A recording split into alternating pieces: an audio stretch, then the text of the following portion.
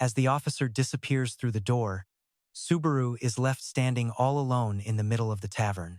Virtual quest alerts from the viewers kept popping up until they lit up the whole corner of the room.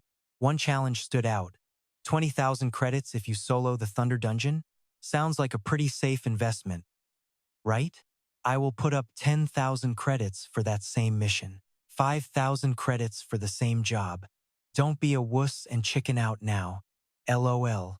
Subaru stared intently at the glowing green system screen. 5 days left, he thought. That is exactly when the third floor tournament finally wraps up. Is the Blue Zone squad rigging the schedule with that in mind?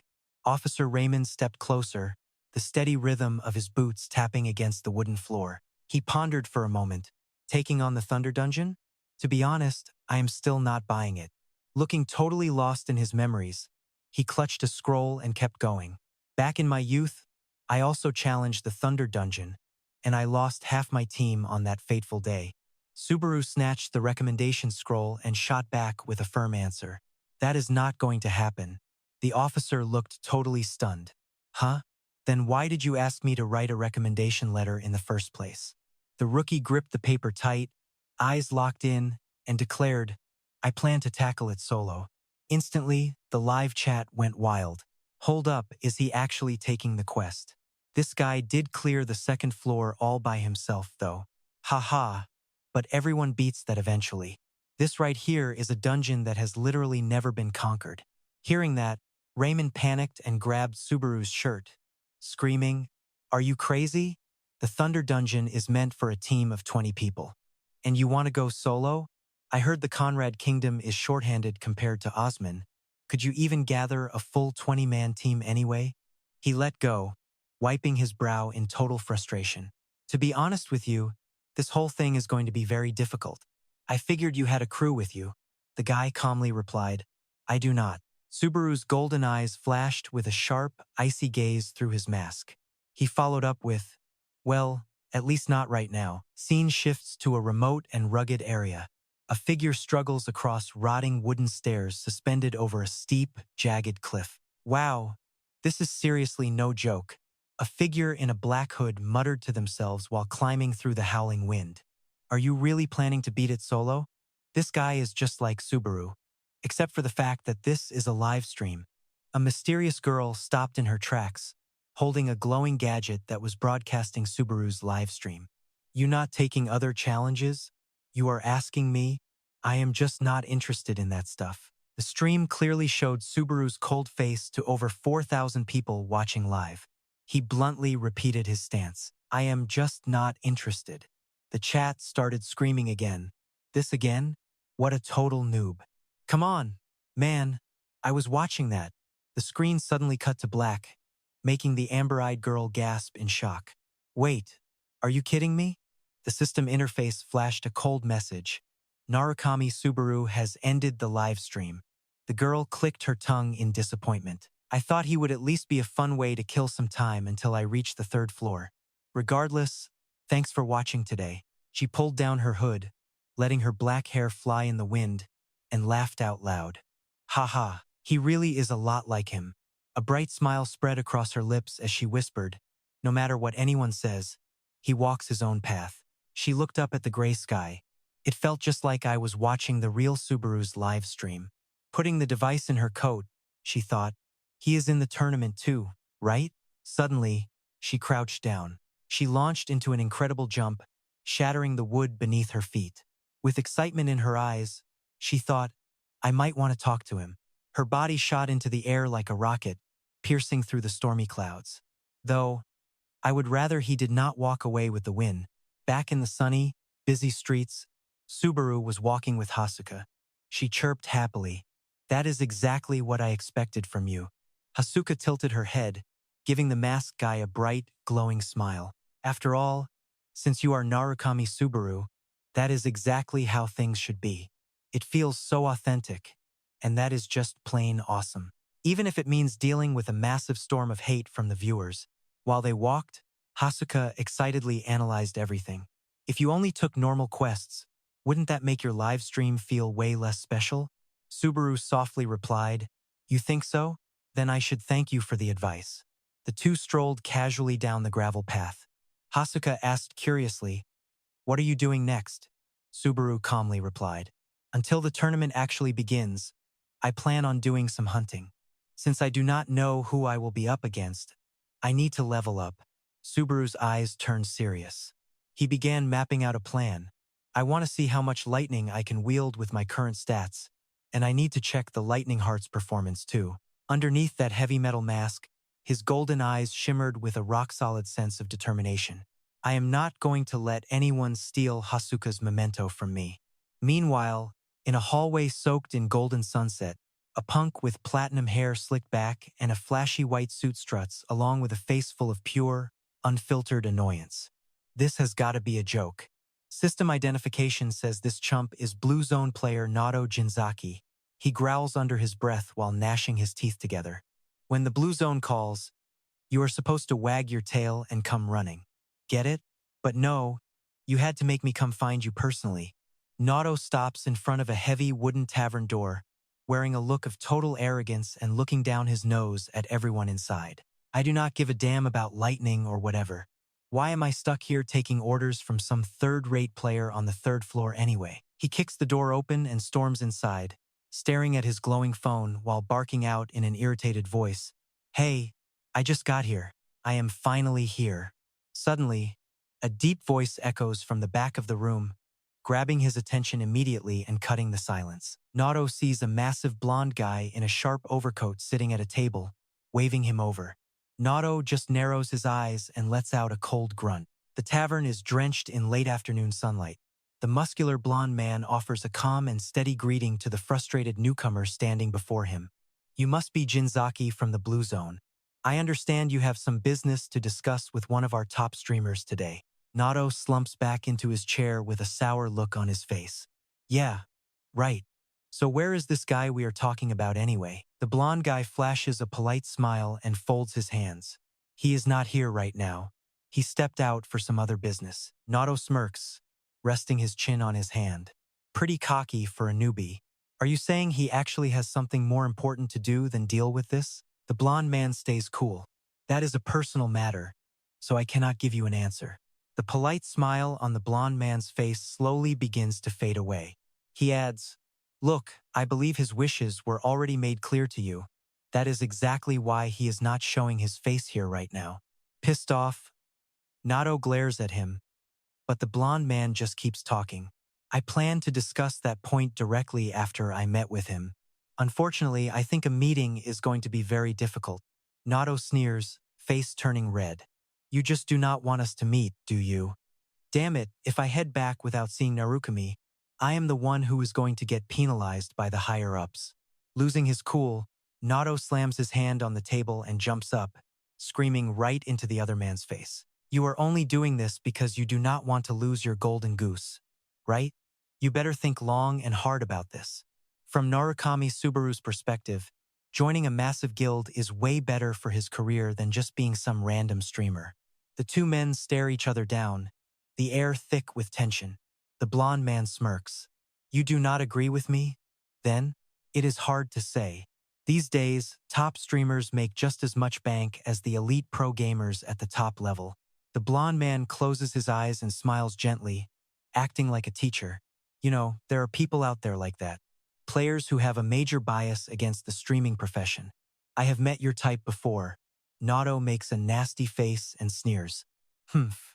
You are acting like you want to make an enemy out of the Blue Zone." The blonde man replies calmly, "Just listen to me." He folds his hands together with a dead serious expression. "We always prioritize the personal opinion of the streamer themselves. Since I have already shared Narukami's wishes, all our company can really do is support him with everything we have got in our power." Nato busts out laughing. "You are so old, yet so unbelievably naive. Do you really think the Blue Zone is just going to stay quiet?" Nato's eyes turn cold and ruthless. He threatens the man. "It looks like you are the one who does not understand how things work. In this world, there are some people who are not going to be moved by brute force or empty threats." Suddenly, the blonde man towers over him, a terrifying dark aura swirling around his body. He growls out, "If you are done talking, then get out." Naruto's arrogant face turns pale instantly, beads of sweat dripping down his forehead as he freezes in terror from the overwhelming pressure. The platinum-haired guy stumbles back, his hands shaking as he points at the man standing in front of him. What was that? Where did that insane magic pressure come from? Naruto tries to yell, "Get out! Do you know who you are talking to?"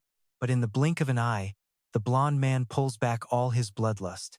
He waves a hand gently and smiles, as if nothing had happened. The next second, Naruto bolts for the door, but he cannot help looking back to throw out a weak excuse. Was I just imagining things? You will regret this. The blond man casually crosses his arms, watching with a mocking smile as the punk runs away like his life depends on it. Oh man, I am so scared. The screen flickers as a cold system notification pops up, changing the scene entirely. 3 days later, the third floor of the Heavenly Serpent's Nest dungeon. Under a gray sky, a massive snake with snow-white scales and glowing red eyes lunges forward.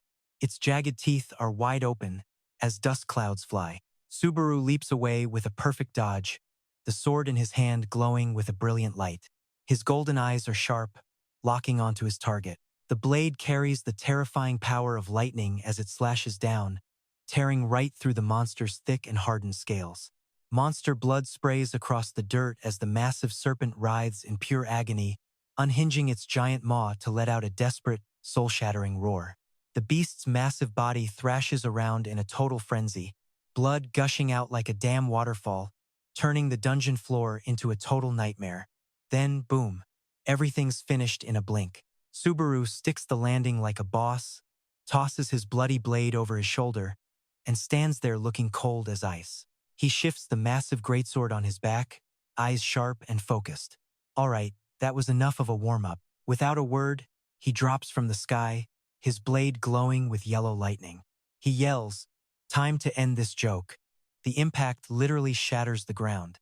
Before the monster can even blink, Subaru's already launching back into the air. A second later, he drives his glowing blade straight down the throat of the giant sky serpent's gaping mouth. A massive explosion rips through the air.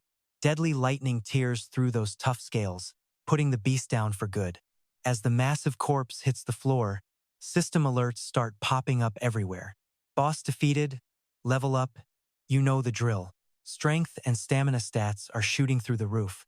The battle's finally over, and Subaru's just chilling on the bloody corpse, casually checking out the sweet loot he just snagged. He stares at the glowing red tooth, muttering to himself, "Sky Serpent Fang.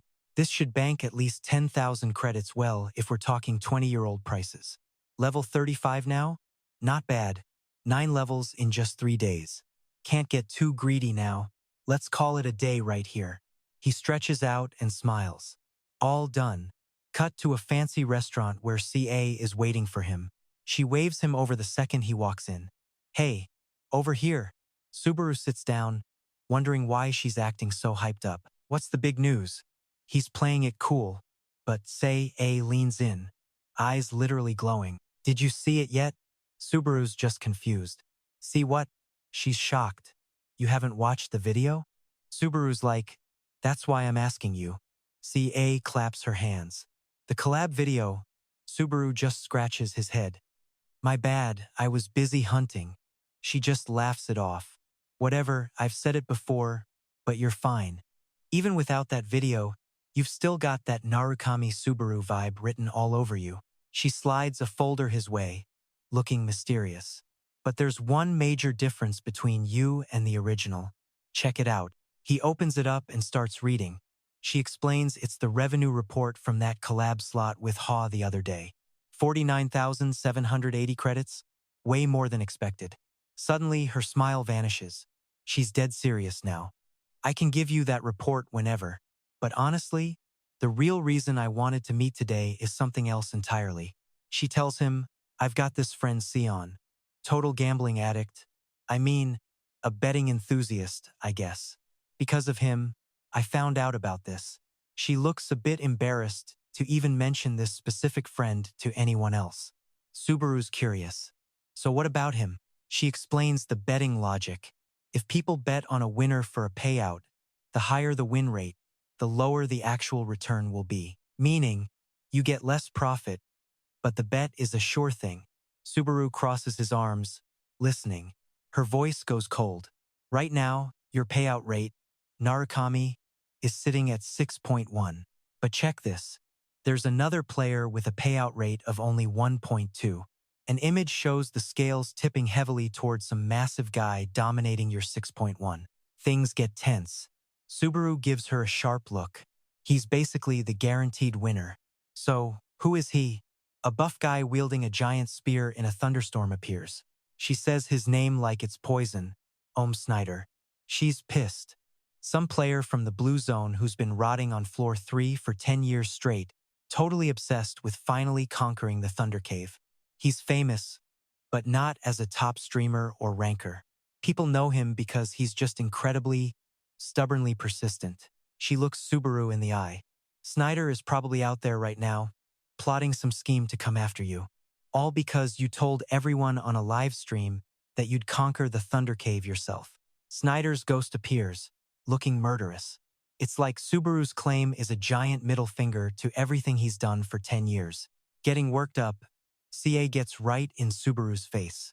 He breaks a sweat and backs off. Hey, you're a bit close. She freezes up. Her face turns bright red and she jumps back, totally embarrassed. She starts waving her hands around to play it cool.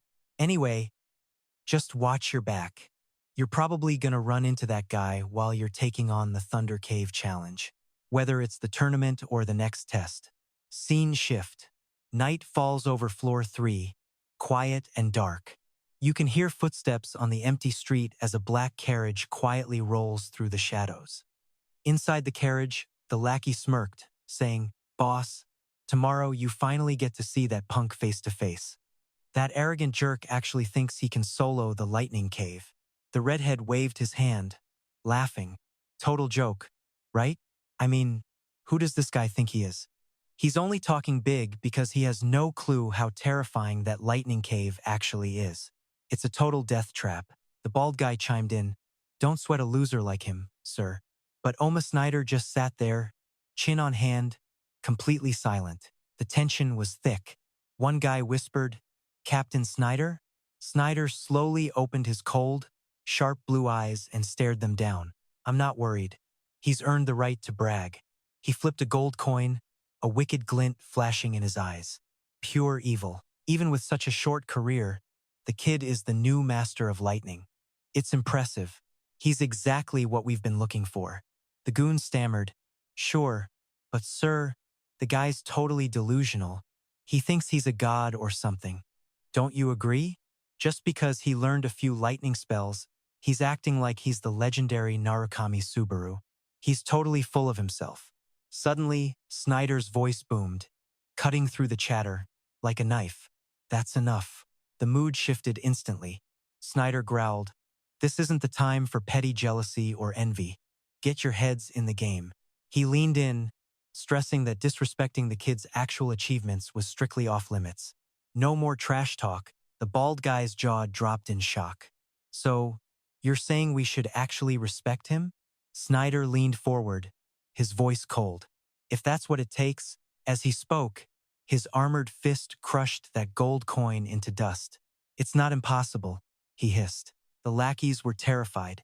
They stayed quiet, but they were sweating bullets, realizing just how scary their boss really is. He says that, but man, the captain's pride is definitely hurting right now, they thought. Baldy swallowed hard, glancing at his terrifying leader. That streamer kid has no idea what kind of trouble he's in. Snyder's eyes went pitch black, making his men shiver in fear. How is that kid gonna survive this monster after running his mouth like that? Scene cuts to the dead of night. A gold and black mask sits next to a massive sword on the table. In the dim moonlight, Subaru sat on his bed, frowning at some files. "This guy's a total weirdo," he muttered. "He started making waves 5 years ago." Subaru realized that was right when he joined Blue Zone. Interesting. His eyes sharpened with intense focus as he flipped the page. A massive headline jumped out at him immediately. A late bloomer stands at the center of the Lightning Cave trial. Snyder of Blue Zone has finally reached the cave's end. Just one step left. Subaru whispered his enemy's name. Putting the pieces together, he closed the paper with a smirk. I thought he was pretty bold for hosting a tournament like this, Subaru thought to himself. But it makes total sense if they've already got a star candidate from their own ranks. A cold, sharp grin spread across his face. Too bad for you, Kyojo.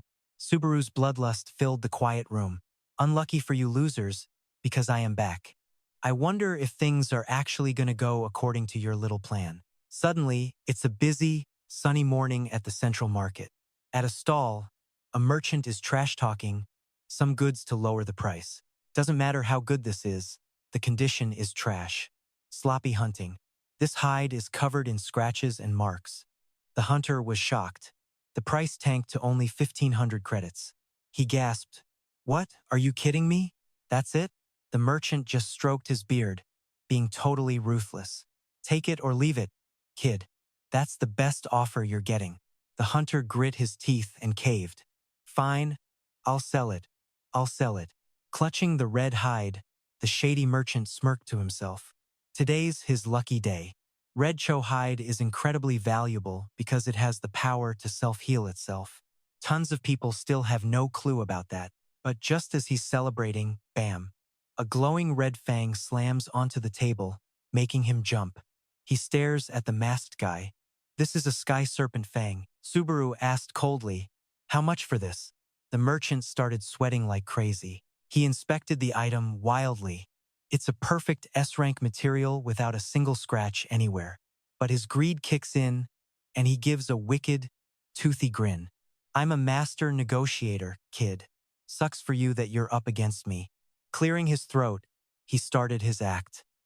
Excellent condition. B rank, maybe A rank. You've got some skills, hunter. I'll give you that.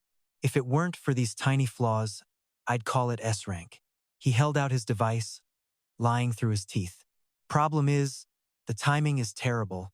Supply for sky serpent fangs is way up, and demand is tanking. It's a tough market right now, kid.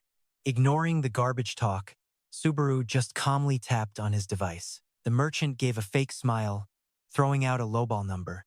"Look, I'm in a good mood, so I'll give you a special one-time deal. 800. Subaru rubbed his chin. Since it's been 20 years, this isn't actually too bad. Out of nowhere, a deep voice cuts through the air.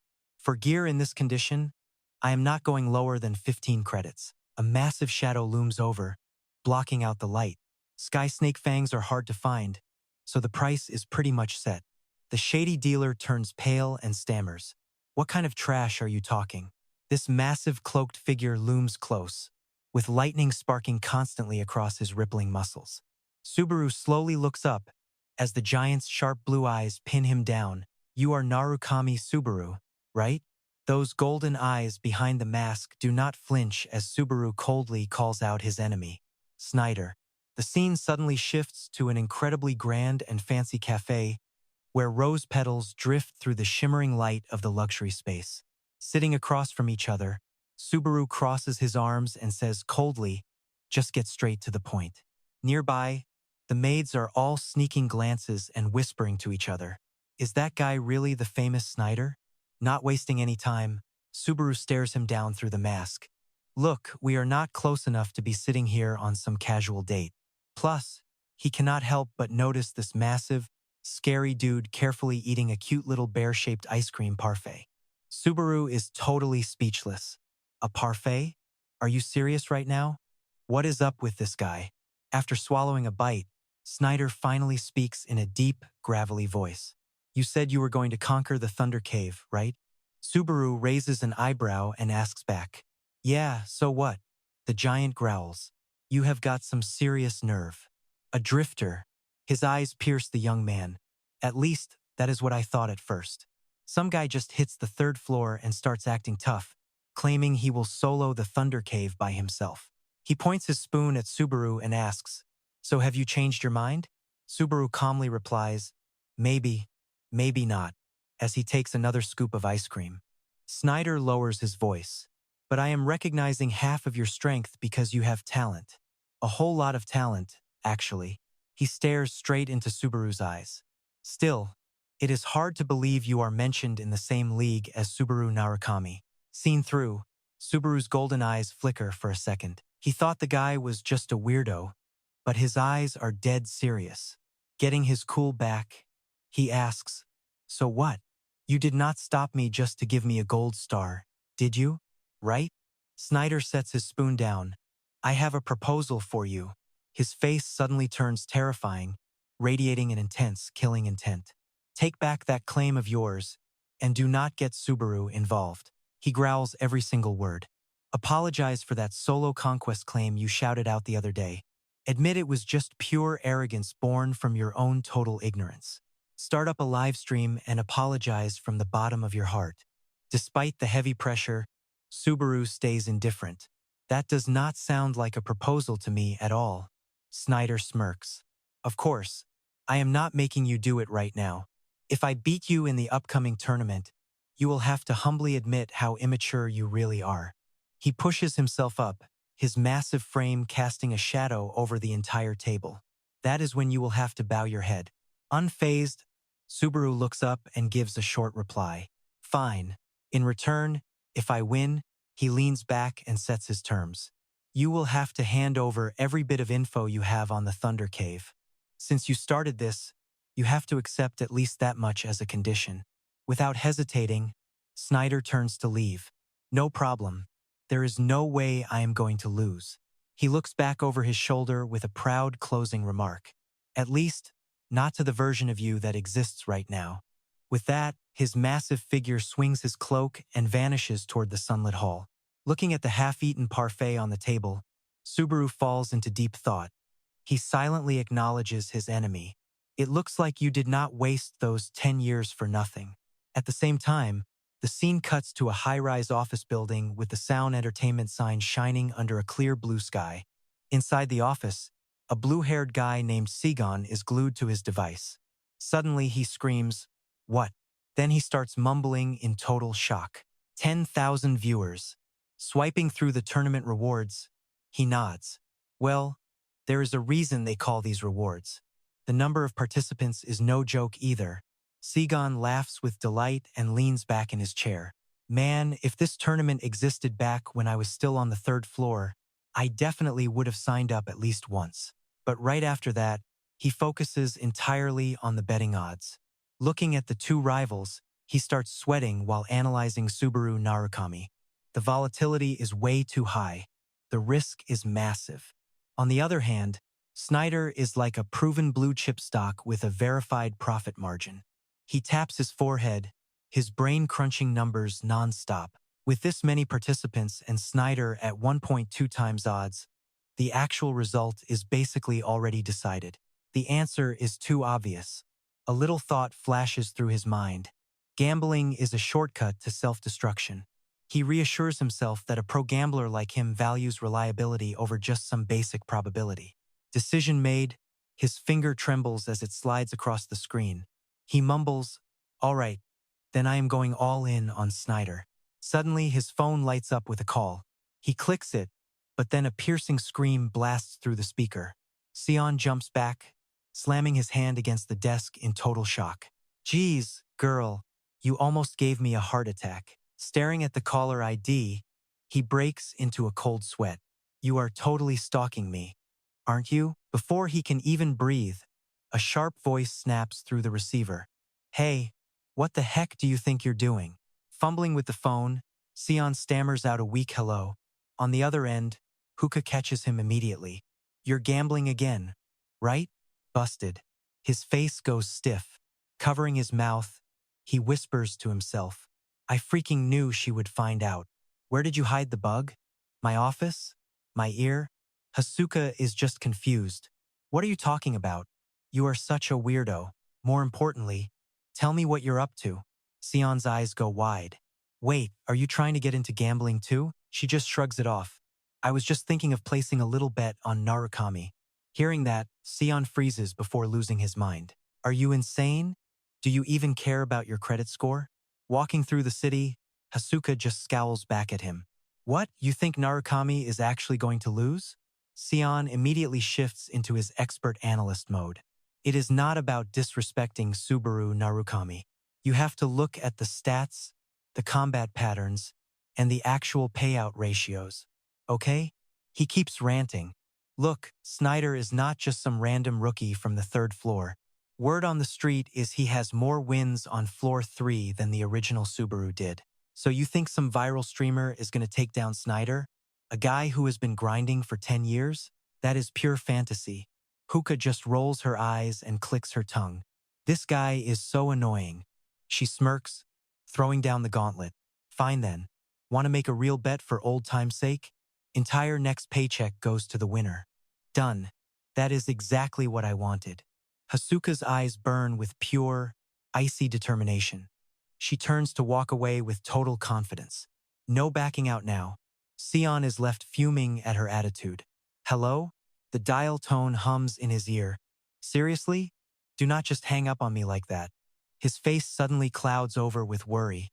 But wait, why would she suddenly bring up a bet? Is something going on? Meanwhile, in the crowded city center, Snyder parts the sea of people with his massive spear in hand. Without even looking back, he growls. So, what is the word? His bald sidekick is sweating bullets, still feeling that bloodlust from earlier. This kid is definitely not a total amateur. Seeing the silence, the sidekick gulps nervously. You don't actually think you'll lose, do you, Captain? Snyder stops cold and snaps his head around. His eyes are sharp as razors, dripping with confidence. Seeing him in person made everything very clear to me. He starts marching forward again, declaring his victory. There is no way I lose. 0% chance. Up on a towering rooftop, a woman hidden in the shadows looks down at the chaos below. Watching the giant move, she sizes him up. So that is Snyder, the top-ranked champion. She lets out a mysterious, playful smile. His power is actually kind of sexy, isn't it? Seems we don't have to worry about any upsets. Banners with proud emblems whip back and forth under the clear blue sky. A few days later, blinding lights wash over the massive stadium. It is finally time for the arena tournament. Deep inside, Subaru marches down a dark tunnel. His boots tap rhythmically until he reaches a set of massive iron gates. Without a second thought, he shoves them open. A wall of blinding light hits him as they swing wide. Stepping into the center of the arena, the crowd immediately starts buzzing with whispers and deafening cheers. People in the stands are already pointing. That mask, is that the legendary streamer Narukami Subaru? Is he really fighting today? The voting pools are already closed. I heard his payout rank was number 2. Wait, then who the heck is in the number 1 spot?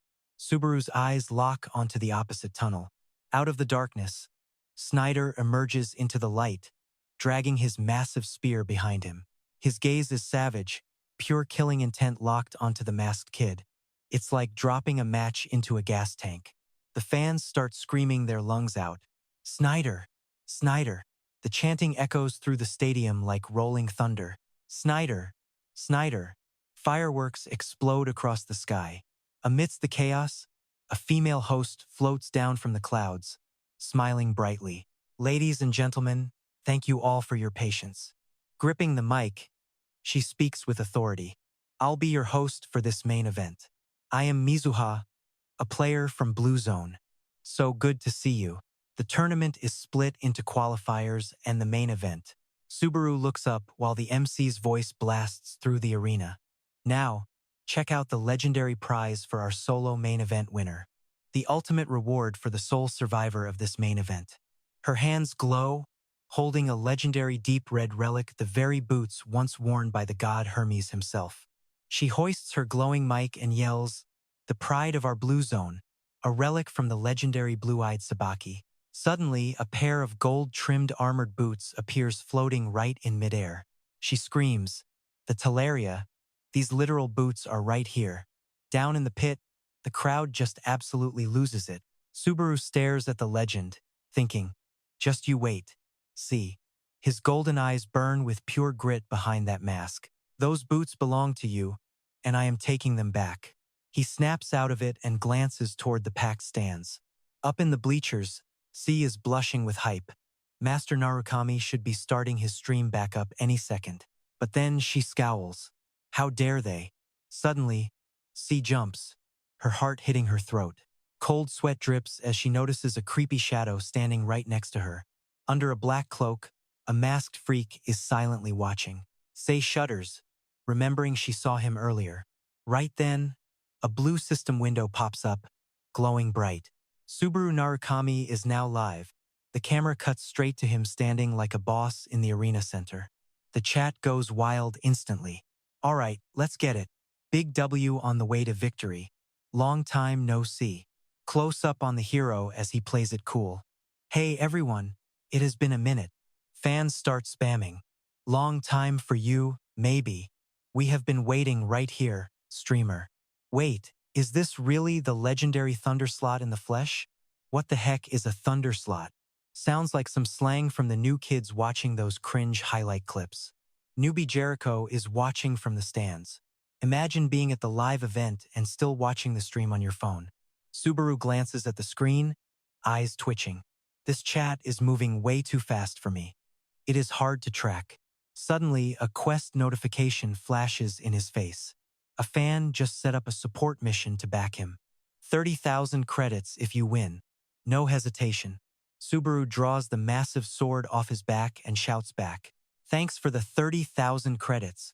The chat keeps screaming. Go hard for the win, or maybe just take second place. Lol. I am just here to watch you lose.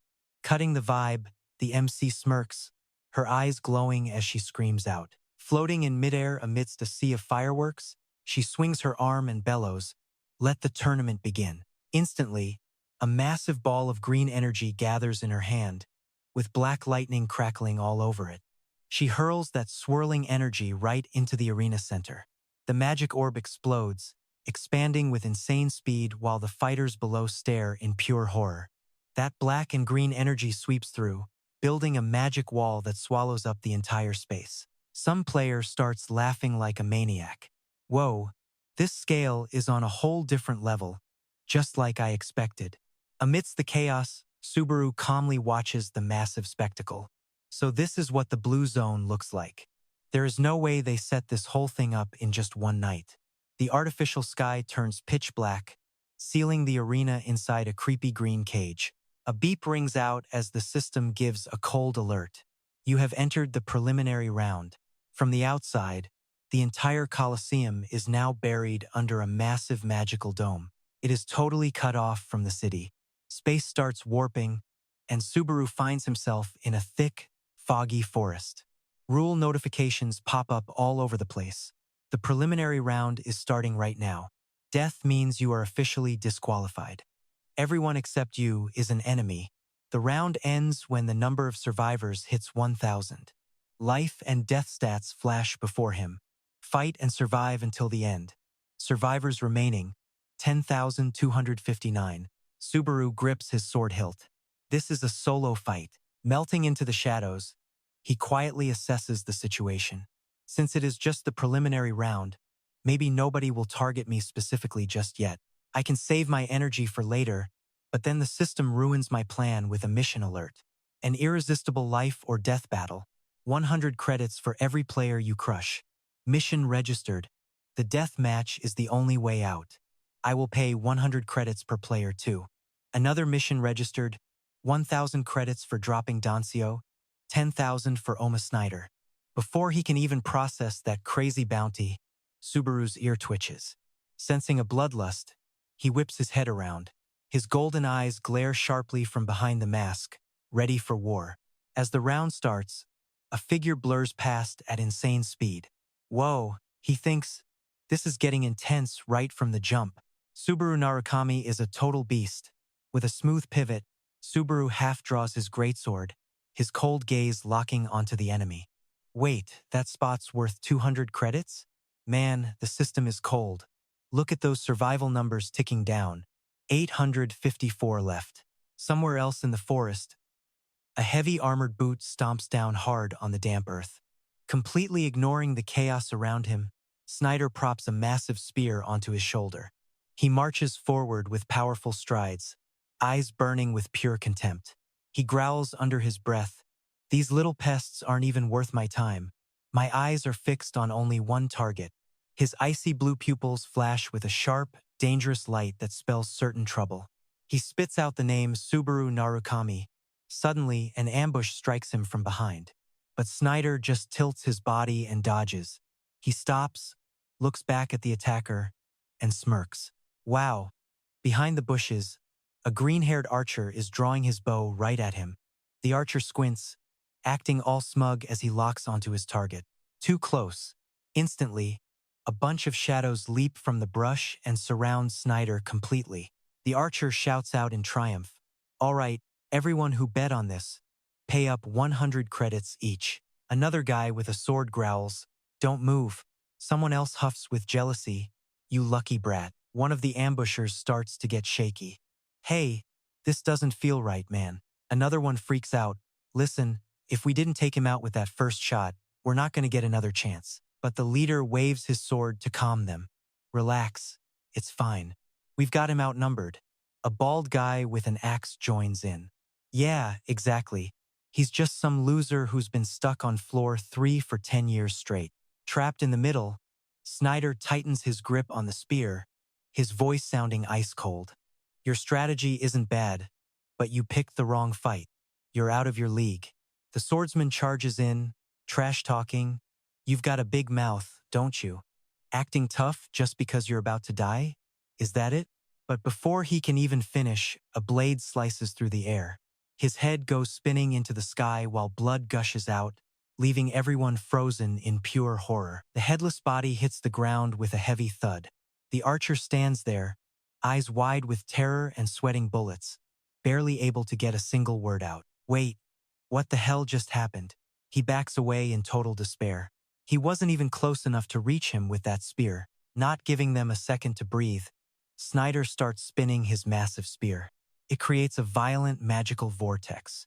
He delivers his cold judgment. "I've seen plenty of idiots exactly like you before." Pumping his power, his muscles bulge as his blue eyes flash, unleashing one final, destructive swing. Instantly, a massive wave of energy tears through the ground, wiping out everything in its path like a grim reaper's scythe. The whole ambush squad gets blasted into the air, their bodies shattered by pure power before they can even make a sound. Standing tall in the middle of the fading magic storm, Snyder's booming voice rings out, "Listen up. Shortcuts don't work in this tower." He's wrapped in a heavy, oppressive purple and black aura. He walks right over the corpses, coldly declaring, "The only thing that's ever going to protect you is your own inner strength." Watching from a distance, the other players are just paralyzed. Their faces are totally twisted in a state of absolute, pure terror. At the same time, massive screens light up all around the arena stands. They're all broadcasting Snyder's insane display of power. Back in the forest, the giant keeps swinging his spear, wrecking everything in sight. His roars echo everywhere. In other spots, the chaos is hitting a boiling point. One guy snaps while chasing his enemy. "Hey, stop running. This is just a test. Don't be a coward and give up." His enemy dodges the blows in total desperation. Seriously though, this doesn't even feel like a fair fight anymore. Away from all that carnage, a masked woman in a black cloak just sits there calmly, cross-legged, watching every single thing. Her amber eyes glow as she evaluates Snyder. He's clearly on a whole different level compared to all the other players here. No doubt about it, he'll hit the top of the rankings if he makes it to the higher floors. But then she scowls in annoyance and mutters a complaint. "Ugh, whatever. Let's just put that aside for now." The camera cuts to the stands. CA is clenching her fists, screaming her lungs out at the screen. "Listen, there's one thing I can't stop thinking about. Fight with some actual dignity. You guys are all just a bunch of cowards." In the stands, Hasuka is focused on Subaru's stream when she suddenly freezes. "Huh?" A cloaked figure is sitting right there next to her, golden eyes gleaming. "Subaru Narukami." Hasuka turns, looking surprised. "Oh, you know him?" She immediately starts chatting with excitement. "Oh, with that mask. You must be a fan too, right?" The stranger calmly replies, "Well, I guess." "Totally." Hasuka gets all friendly, pointing to herself with a proud look. "I'm Hasuka. I've been a huge fan for over 20 years. What about you?" But the cloaked figure just stays silent. Meanwhile, back in the Forest of Death, The survivor count on that cold system screen keeps ticking down. Survivors left 1342. Subaru stood in the carnage, muttering, "How many did I just drop?" The chat did the math instantly. Visual Manager got 97 kills. Final Resort took 8. Make that 98 for Spitu. He capped the runners too. Watching the sky fade to black, Subaru figured this whole mess was finally coming to an end. He stretched, looking bored as hell. 200 credits per head? Honestly, feels like a bit of a ripoff, right? But then, a light bulb went off. His golden eyes flared with some seriously shady vibes. He pulled out a crackling golden bolt and smirked. Maybe I should just announce I am here and bait the rest of these players into the open. The chat went wild. 5 minutes left. What is he pulling now? Jenny thinks he hates grinding, so he is playing mind games. Hilarious. Everyone else is camping like cowards. And then there is this guy. Absolute legend energy. Without a second thought, he threw his arm back. A barrage of blinding gold lightning shot straight into the sky like a giant flare. Destructive energy waves collided, triggering a massive electrical blast that lit up half the forest. The entire woods were suddenly drenched in a brilliant, blinding golden glow. Ancient trees snapped and crashed as the ground buckled under the weight of that insane power. Shockwaves leveled everything in their path, creating a terrifying sea of electric fire. All through the woods, the thick mist was shredded by those lethal lightning bolts. Out of the heavy fog, a massive figure in a cloak emerged like a nightmare. At his feet, dozens of unlucky players lay scattered across the blood-soaked dirt. Total game over for them. Snyder wiped the blood off his face, his blue eyes gleaming with pure madness. "Found you, punk." But Subaru just stood his ground in the clearing and snapped back coldly, "Nah, I found you." The chat went berserk screaming, "We finally hooked a big fish. Lol, yeah. This kill has got to be worth 10,000 credits."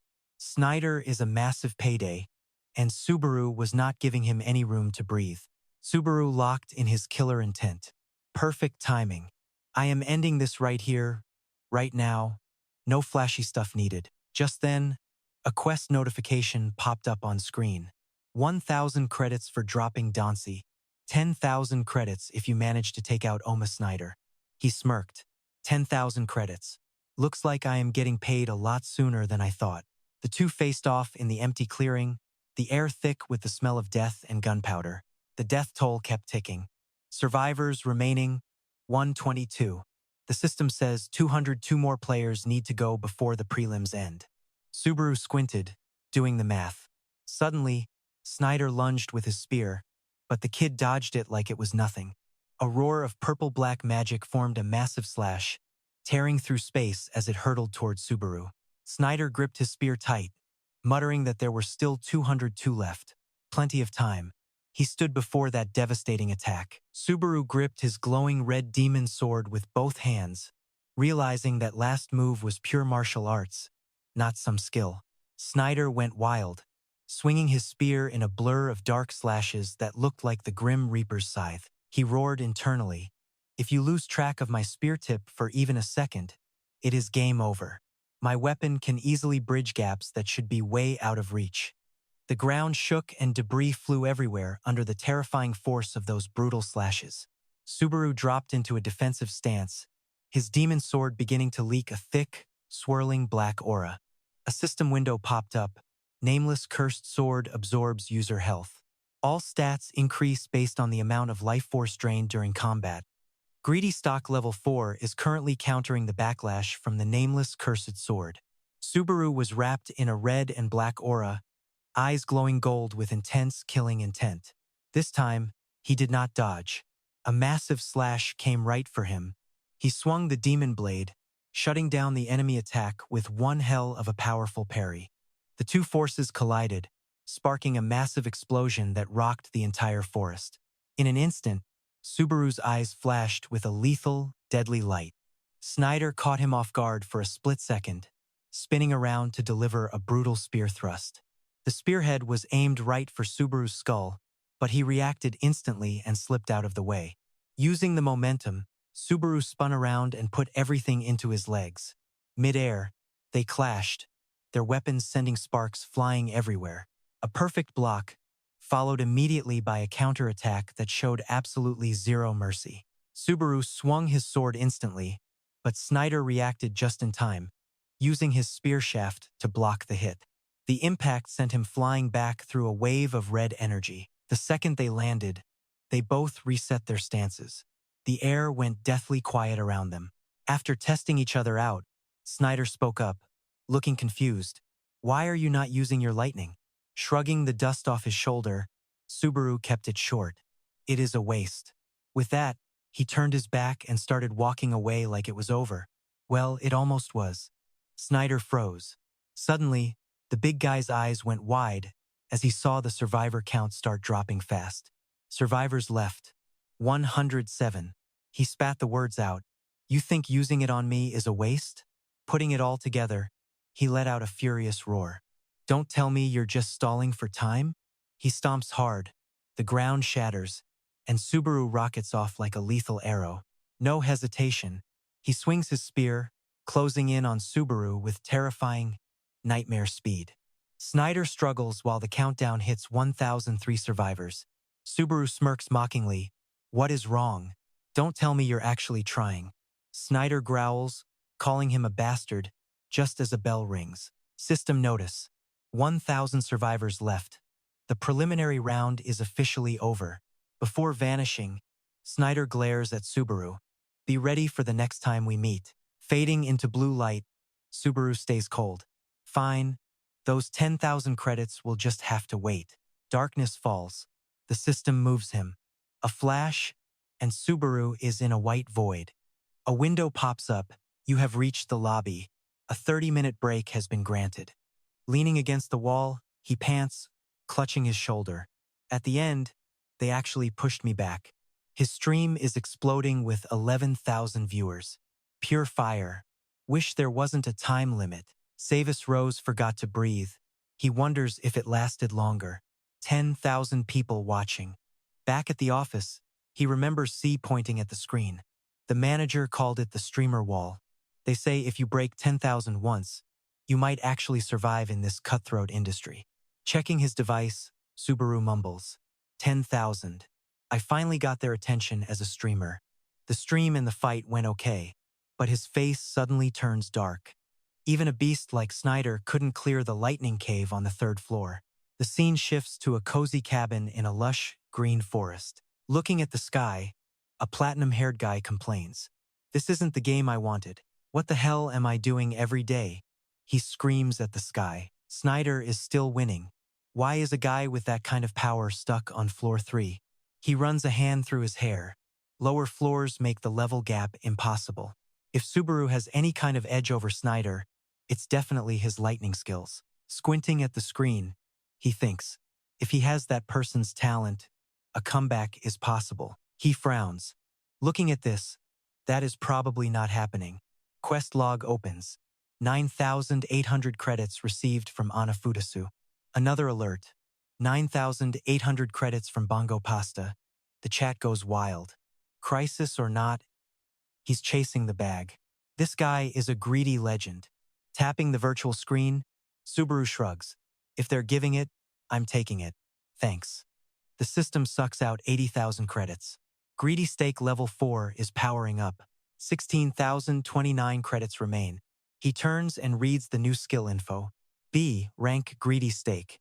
Level 5 classification. Cancels side effects from items and skills. Rank can increase. Next level costs 160,000. Subaru clicks his tongue. B. Rank already? A devious look hits his eyes. I can do it now. Audience is roasting him. Why so quiet? Plotting a new scheme? Pure greed. But honestly, he looks cool. Laughing out loud. Under a bright moon, a giant Roman Colosseum appears. Inside, Mizuha stares at floating mechanical boots. Is this real? She whispers. A thief is actually here for this treasure right now. Sweat drops as her face turns serious. And that person is, suddenly, a voice from behind cuts her off. Mizuha turns. A man bows, saying reinforcements arrived. She gasps in shock. A giant figure enters. It's me. Mizuha stumbles back, totally panicked. Why did you come all the way down to the third floor? Kurakawa grumbles that the president is in a trash mood. Is it because of Subaru? Kurakawa shoves his hands in his pockets. Even if it's Subaru, Narukami and Snyder are straight-up problems. He stops, glances back, but a whole different kind of trouble just showed up. Meanwhile, in the hyped-up stands, some gorgeous babe is casually chatting with a total creep hiding under a heavy cloak. Under that hood, a pair of glowing yellow eyes are scanning the area, looking for a way in. She drops a smirk, sensing his massive mana. The cloaked guy is sweating buckets, wondering what a high-level threat is doing here. He pulls back his hood to reveal a dorky student face, forced smile and all. I am Tam Me. Being called a lady is kind of awkward, you know? CA giggles, but her energy is straight-up legendary. I can tell you have been grinding and training for a long, long time. Her eyes narrow sharply. And hey, Tam Me, that face, you are using a high-level disguise spell, aren't you? System note: disguise magic. A classic technique used to completely change one's physical appearance. Exposed. Tam Me starts sweating buckets, thinking, what is wrong with this chick? Is she an elite assassin sent by Kaijo? Even so, she is acting weirdly calm for someone in this crazy situation. Noticing how tensed up he is, she just smiles calmly. I am sure you have your own reasons for hiding. The stronger people get, the more they have to hide. Suddenly, her smile vanishes, replaced by a cold, deadly look. Her eyes go dark with a sharp warning. Just in case, let me say this. You aren't here to wreck this tournament, right? Tam Me smirks, his gold eyes glowing with a wild, defiant fire. And what if I am? Suddenly, a massive red aura of bloodlust explodes around her. Her voice drops into a deadly growl. I will stop you no matter what it takes. Back in the waiting room, a sudden flash of danger makes Subaru snap his head around, his eyes wide with total shock. The system notification pops up coldly in the blinding light. Break time is officially over for everyone. The kid barely lets out a sound before getting sucked into a whirlwind of battle madness. The main event starts right now. Nearby, some random player freaks out. Wait, what is this? Subaru glances over, sweating. He thinks, this guy is right next to me, and I didn't hear a single sound. A massive screen flashes the fateful words, Main event King of the Hill. Please capture and hold all enemy territories. People look up in shock as a tiny winged spirit flies out, smiling as she explains the rules in detail. What is King of the Hill? Once we start, every player gets their own designated territory. Illustrations pop up with the system voice. A maximum of 2 players can hold 1 territory. The spirit waves her wand and continues, capture other players' lands while protecting your own home turf at all costs. A red alert appears. Defeating a player allows you to take over that specific opponent's entire territory. The spirit circles around excitedly, max 2 players per spot. Take them down, and that land is officially yours forever. The final rule: the player with the most territories when time runs out will be crowned the winner. The spirit raises her arms, hyped up. Who will be the new owner of Terraria? We will find out in 2 hours. To wrap it up, the spirit swings her arm wide. Now, let the battle finally begin. Instantly, the whole massive arena lights up, splitting into colorful squares. Every player is teleported to their starting positions. Standing still in his colored square, Subaru scans the area around him. The others are just staring each other down. As I expected, absolutely nobody has made a move yet. His cold eyes glint with strategy behind the mask. Fighting now only nets you 1 single square. He smirks. Later on, beating just 1 person could net me a ton of land. Standard strategy is to wait a bit, but that silence is shattered by a sudden bloodbath.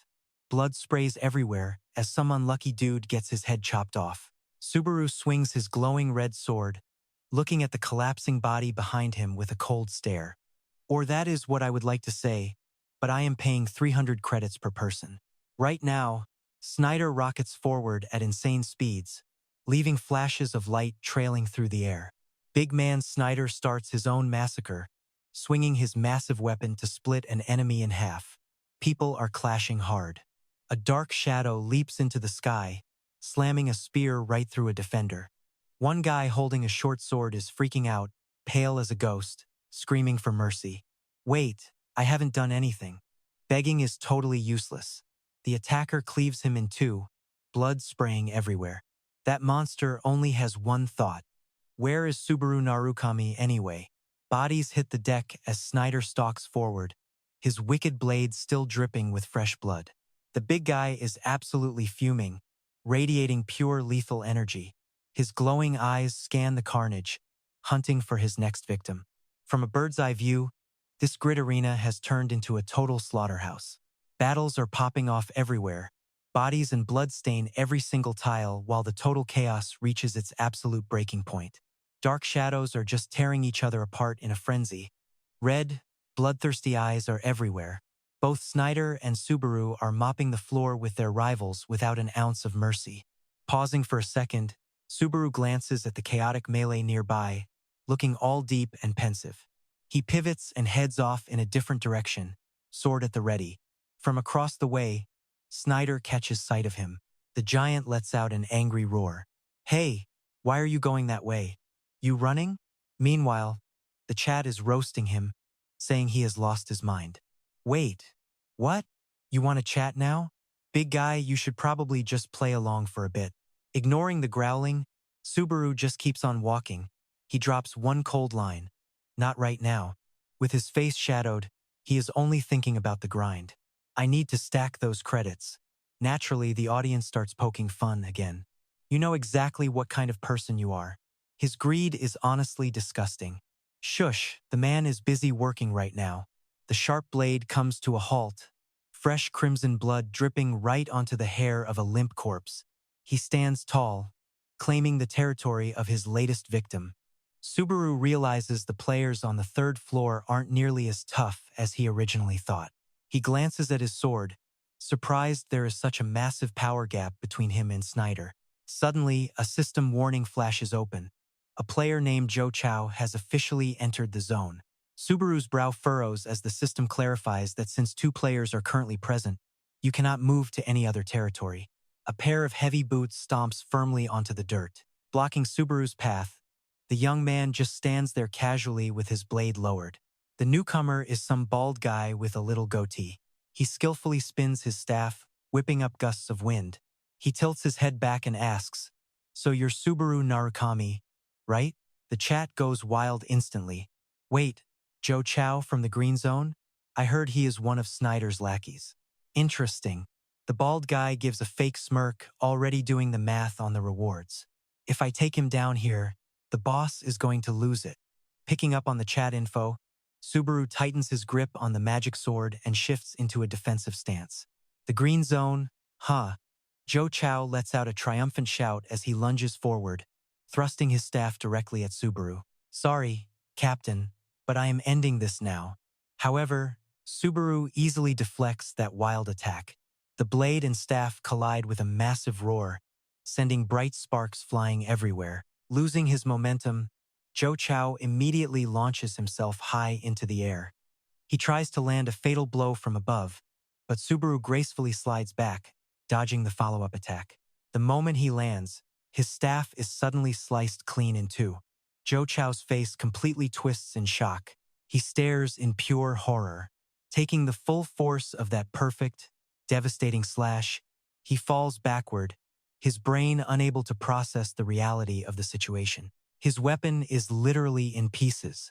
Before his back even hits the dirt, the sharp tip of the magic blade is pressed against his forehead, freezing him in absolute terror. Subaru stands tall over his defeated enemy.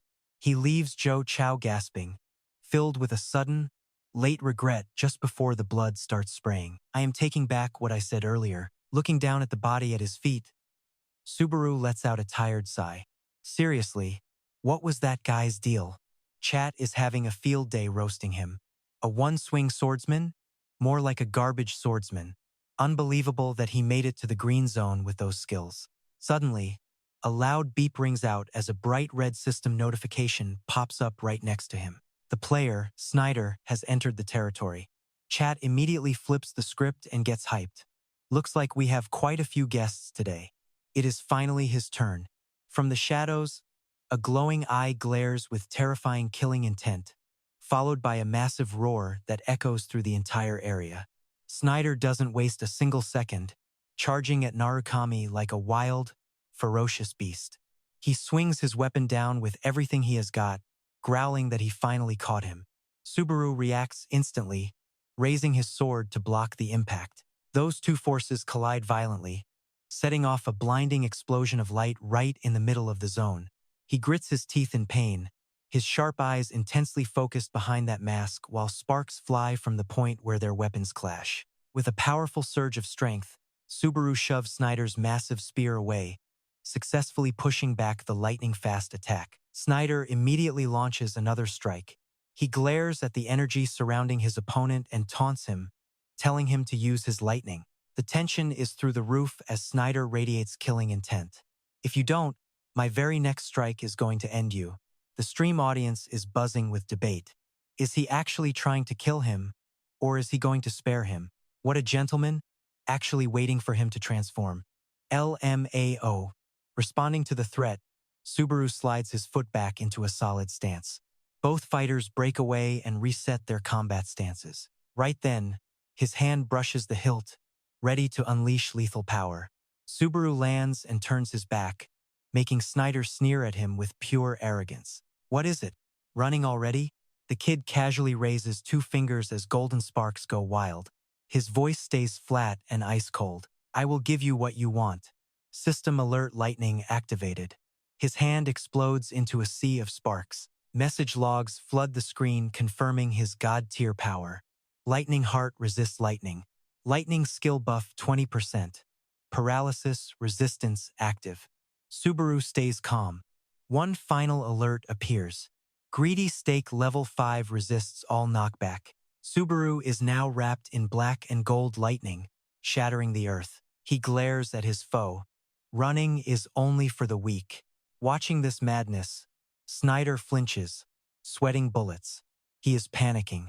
How can this kid turn pure energy into a weapon? Subaru lifts a spear made of pure thunder. Does this look like I am running? Facing certain death, Snyder braces himself. Subaru cuts right through him. Now it is mid-turn to ask. A massive black bolt strikes like divine judgment. Subaru's voice rings out. Are you planning to run now? Snyder loses it. He grits his teeth. If I crush this, I finally win. A wild grin spreads. He roars. No, the scene fades into a flashback. On a quiet street, John Chow approaches Snyder. Captain, can I ask you something real quick? Snyder snaps. Asking that is already rude. John asks anyway, sweating. Why are you so obsessed with that lightning cave? You could easily hit floor 6. Snyder looks away. Well, who knows why? John Chow is baffled. They keep on walking. Guys like me get so obsessed we forget why. What kind of answer is that? Snyder smiles. Faith or obsession. But one thing is for sure. He turns back with total focus. Whether I win or lose, my life is changing. That is why I can never quit. Dark purple energy swirls around Snyder's fist. He roars, wrapped in a black aura. He grips his weapon tight. You might be my next obsession. His eyes turn cold. He swings his dark spear. Snyder charges like a rocket, bringing total destruction. Subaru stands his ground to honor those 10 years. He rockets upward, a golden bolt tearing through the dark. Mid-air, gold and purple energies collide head-on. Spear meets sword, creating a massive, terrifying shockwave. Through the blinding light, both roar with pure killing intent. Suddenly, a massive explosion rips through the entire area. The aftershock expands, shredding the arena in a manastorm. All that power releases a pillar of light. The crowd watches, breathless. Under his hood, T's eyes widen in shock. Beside him, a beautiful woman smiles with pride. She stands up. I am Naruki Subaru's manager, actually. She laughs. If the tournament breaks, my streams are ruined. I just cannot let that happen, okay? That stone-cold killer just flipped into a total fanboy. Face blushing, eyes glowing, he covers his mouth and gasps. Are you for real? You're actually his manager? No way. No shot. I don't believe it. The manager starts sweating bullets, forcing a weak smile as the past hits her. Is this actually happening?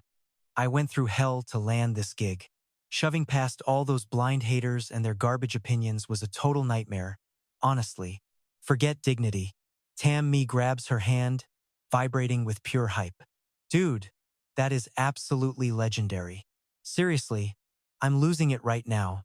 I've been grinding his streams like a madman.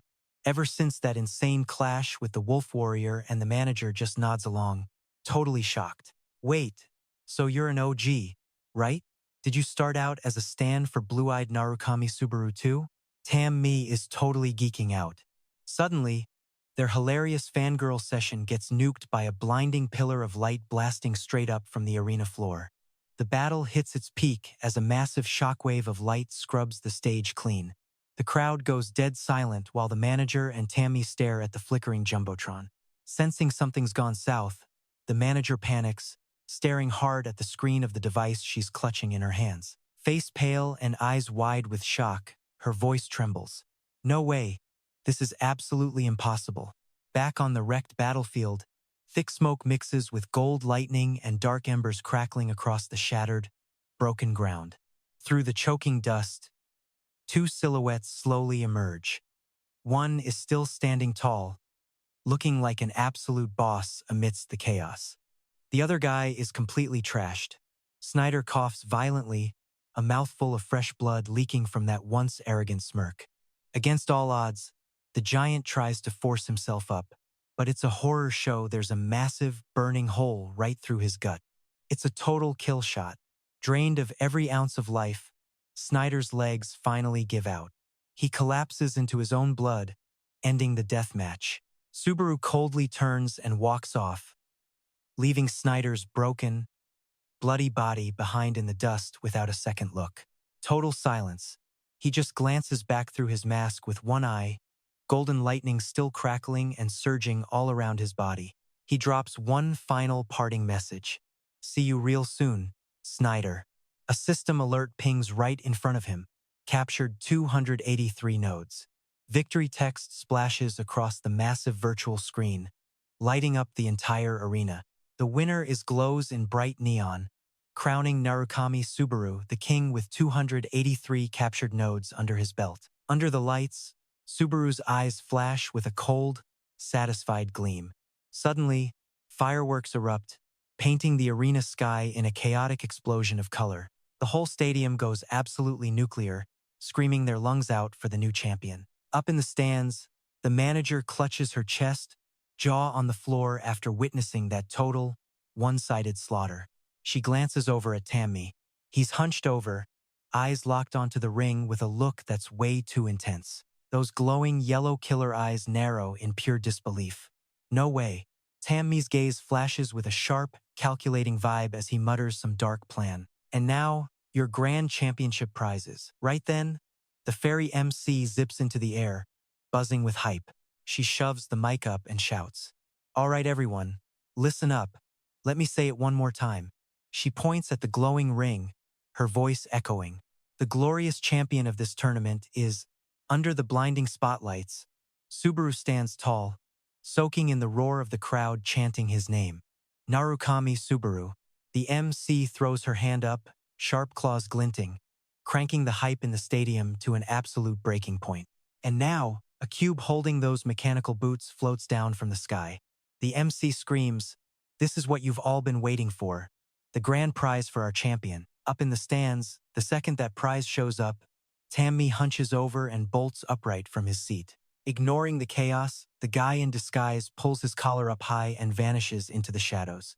The manager just stands there, totally confused. Back at the ring, the protective cube starts to fade away into nothing, revealing the prize. Pure mana surges around the loot. Those sleek black and gold armored boots drop right into Subaru's bare hands, fitting perfectly. He stares at the relic in his hands, his mind starting to spiral back into a maze of old memories. First time in 20 years. Behind the mask, his eyes go wide, pupils dilating as they reflect the glowing light of his victory. A childhood memory hits him hard. Some jerk is screaming at him, face twisted with pure rage. "Ugh, just shut up already. Stop it. Flashback to little Subaru on the ground, clutching a book while the guy looms over him. I told you, don't you dare touch my shoes. Other harsh voices start dogpiling on him from every side. Who wore my kicks? Step out and face me right now. This huge dude with messy hair steps in to block the guy, laughing his head off. What's the deal? Losing your mind again? He's chewing on a toothpick, rubbing his gut with a smirk. Relax. Man, you're way too tense. Man, I am stuffed. Turns out the big guy is actually wearing those expensive shoes, even crushing the heels down. The young man's eyes pop as he screams in total agony. My shoes. That was the last straw. The guy lunges forward to snatch them back. I told you not to wear them. They'll get ruined. Without warning, he drives a brutal knee straight into the guy's gut, sending him flying backward across the room. How many times did I tell you? The memory fades, snapping Subaru back to the real world. A bitter but proud smirk curls on his lips. He looks down at his treasure while the chat box starts blowing up with excitement again. Narukami Subaru used to be dirt poor, but now he is becoming way too overpowered because of this item. He is probably greedy enough to sell it, right? It would go for an insane price. Ignoring the crowd, Subaru just turns and walks away while tossing back a cold comment. Not selling it. The host is stunned. What? Subaru explains it naturally. The fans think this prize will sell for a crazy price. She shoves the microphone in his face and plays along. Yeah, I bet it could easily sell for a few million credits. Subaru stays cold as ice. No matter the amount, I have zero intention of ever selling this thing. The greedy vultures in the stands lose their minds and start screaming. Sell it to me right now. I will pay your price. If you want gear, I have much better stuff in my personal inventory. A chaotic auction immediately explodes right in the middle of the arena. 2 million credits? 2.1? I will give you 2.5? No. 3. 4 million. The deafening screams hit his ears. Subaru looks totally annoyed and mutters that they are being way too loud. Suddenly, bright yellow lightning mana explodes, crackling and surging violently all across his entire body. The lightning boom sounds like a massive threat echoing straight into the stands. Standing in a sea of roaring lightning, Subaru glares at the panicking crowd with sharp eyes, cold-bloodedly crushing their hopes. Let me be perfectly clear about this. I would not sell this even for 10 million credits. Terrified by his aura, the host forces a fake smile for the audience. Well, that is what he said. In her head, she is crying. Why did I get dragged into this mess? Chaos handled. Subaru casually turns his back and walks off the stage. I am taking this with me now. The champion fades into the dark tunnel, holding his priceless reward close with both hands, ending a totally insane and arrogant performance for the world. Meanwhile, across town, night falls over the old brick buildings while the quiet festival banners wave in the breeze, signaling that a secret underground event is about to happen. The street is empty except for yellow light from a few windows, creating a fake sense of peace before the storm hits. Suddenly, in a dark, hidden alley, a buff guy with a glowing red spear on his back and a girl carrying a bow stand there quietly as if waiting for something. The guy looks at his virtual screen and frowns in pure shock. He actually entered and won the whole thing. This was not part of the plan at all. Hiyori Hanamaki from the green zone looks totally hyped. Awesome, right, senior? He even managed to take down Snyder. Do you think he can become the real Narukami Subaru? The senior folds his arms and thinks. Who knows? People are saying the new Subaru has to do everything the original one could do. Seeing the man's confused face, Hiyori explains with a teasing look. Original and new? What is that? She pouts. Blue-eyed Narukami Subaru is the original. That streamer guy is the new one. You are so behind on trends, senior. The guy brushes it off. That is just ridiculous. Besides, isn't the order totally backwards? It should be that anything the new Subaru can do, the original Subaru should be able to do as well, right? Hiyori blinks innocently. Huh? Aren't those two things the same? The man shakes his head. Totally different. Hiyori looks annoyed and mutters under her breath. What a total pain.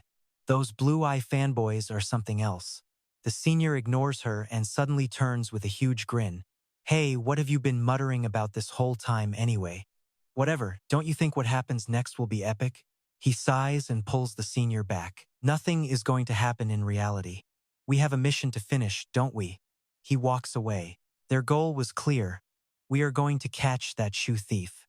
Seeing the senior walk off annoyed, Hiyori runs after him. Senior, are you mad? Hey, wait for me. But the second they step out of the alley, a bunch of mysterious cloaked shadows suddenly appear from every direction to surround them.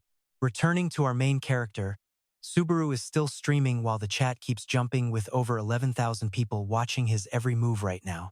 This design is not outdated at all. It is beautiful. So these are the famous shoes? These would sell for a fortune. Subaru takes off his mask.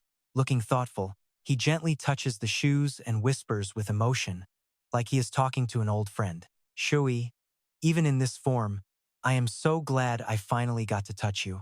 He continues like a confession to his thousands of viewers. Thank you for the quest. Because of this quest, I didn't have to feel too much pain. The chat immediately explodes. He looks calm, but is he actually hurting inside?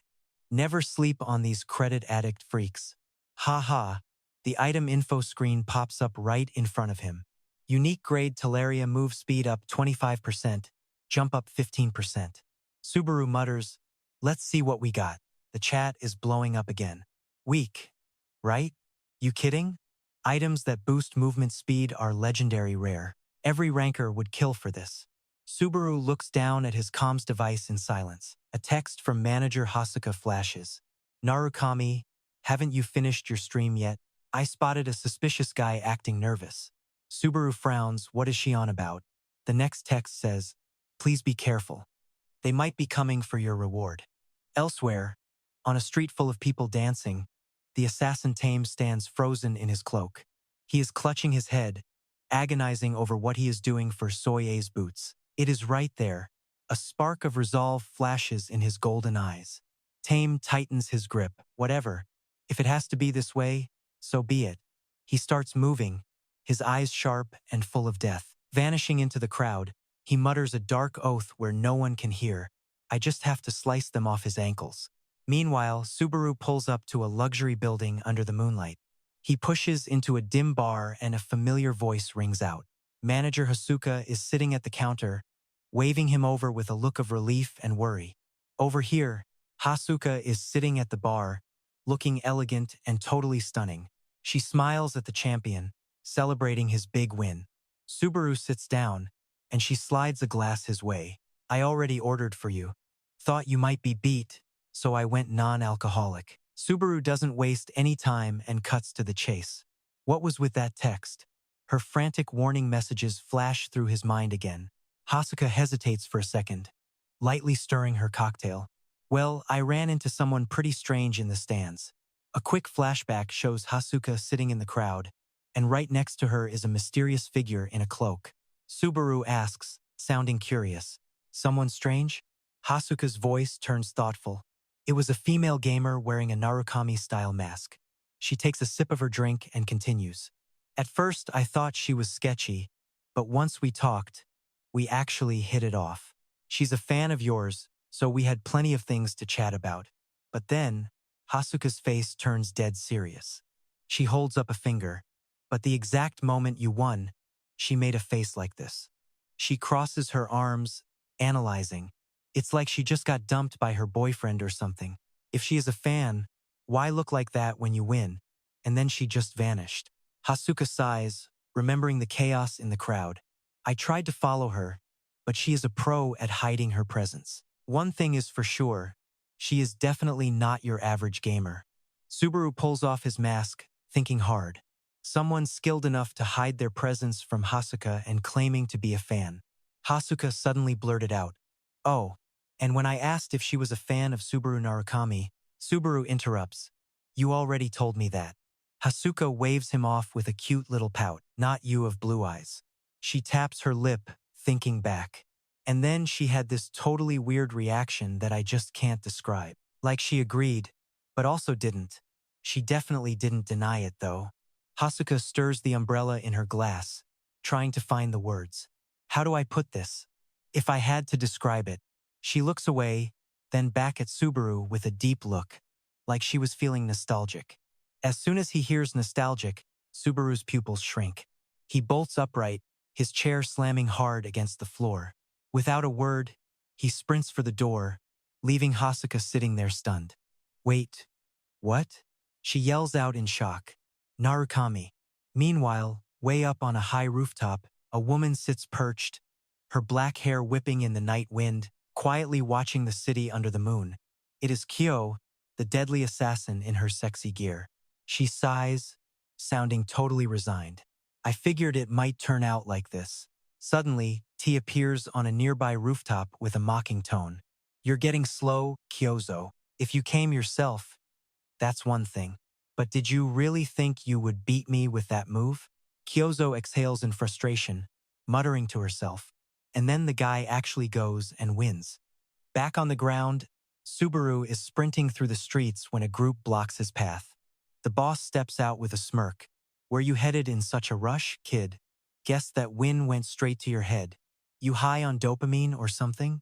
Up on the roof, Kyozo is busy talking to another mysterious white-haired woman who just appeared. 10 seconds. She shakes her head. No, I can snatch it in 5. Her eyes lock in as she clenches her fist. Don't sweat it. That's the one thing he cherishes most. I won't let it fall into anyone else's hands. But then she starts freaking out, screaming in total frustration and embarrassment. I can't believe I made such a grand entrance for this. She grabs her head, voice shaking with doubt. For some reason, I just can't find the will to go that far. High on the roof, Kyozo mumbles the real reason for his hesitation, his voice getting lost in the night wind. Because everything you do is exactly like that dead guy Subaru. She covers her face and lets out a hopeless sigh. Suddenly, she just tosses her feelings aside and screams out in total annoyance. Whatever. She turns to leave, dropping a savage warning. If you dare step foot in the green zone, I won't go easy on you. Walking away, she throws one last threat over her shoulder, but this time it's different. I'll take your head next time, not just your legs. The white-haired woman just watches Kyo's back as he disappears into the distance. Kyozo turns back with a soft smile, whispering to the city.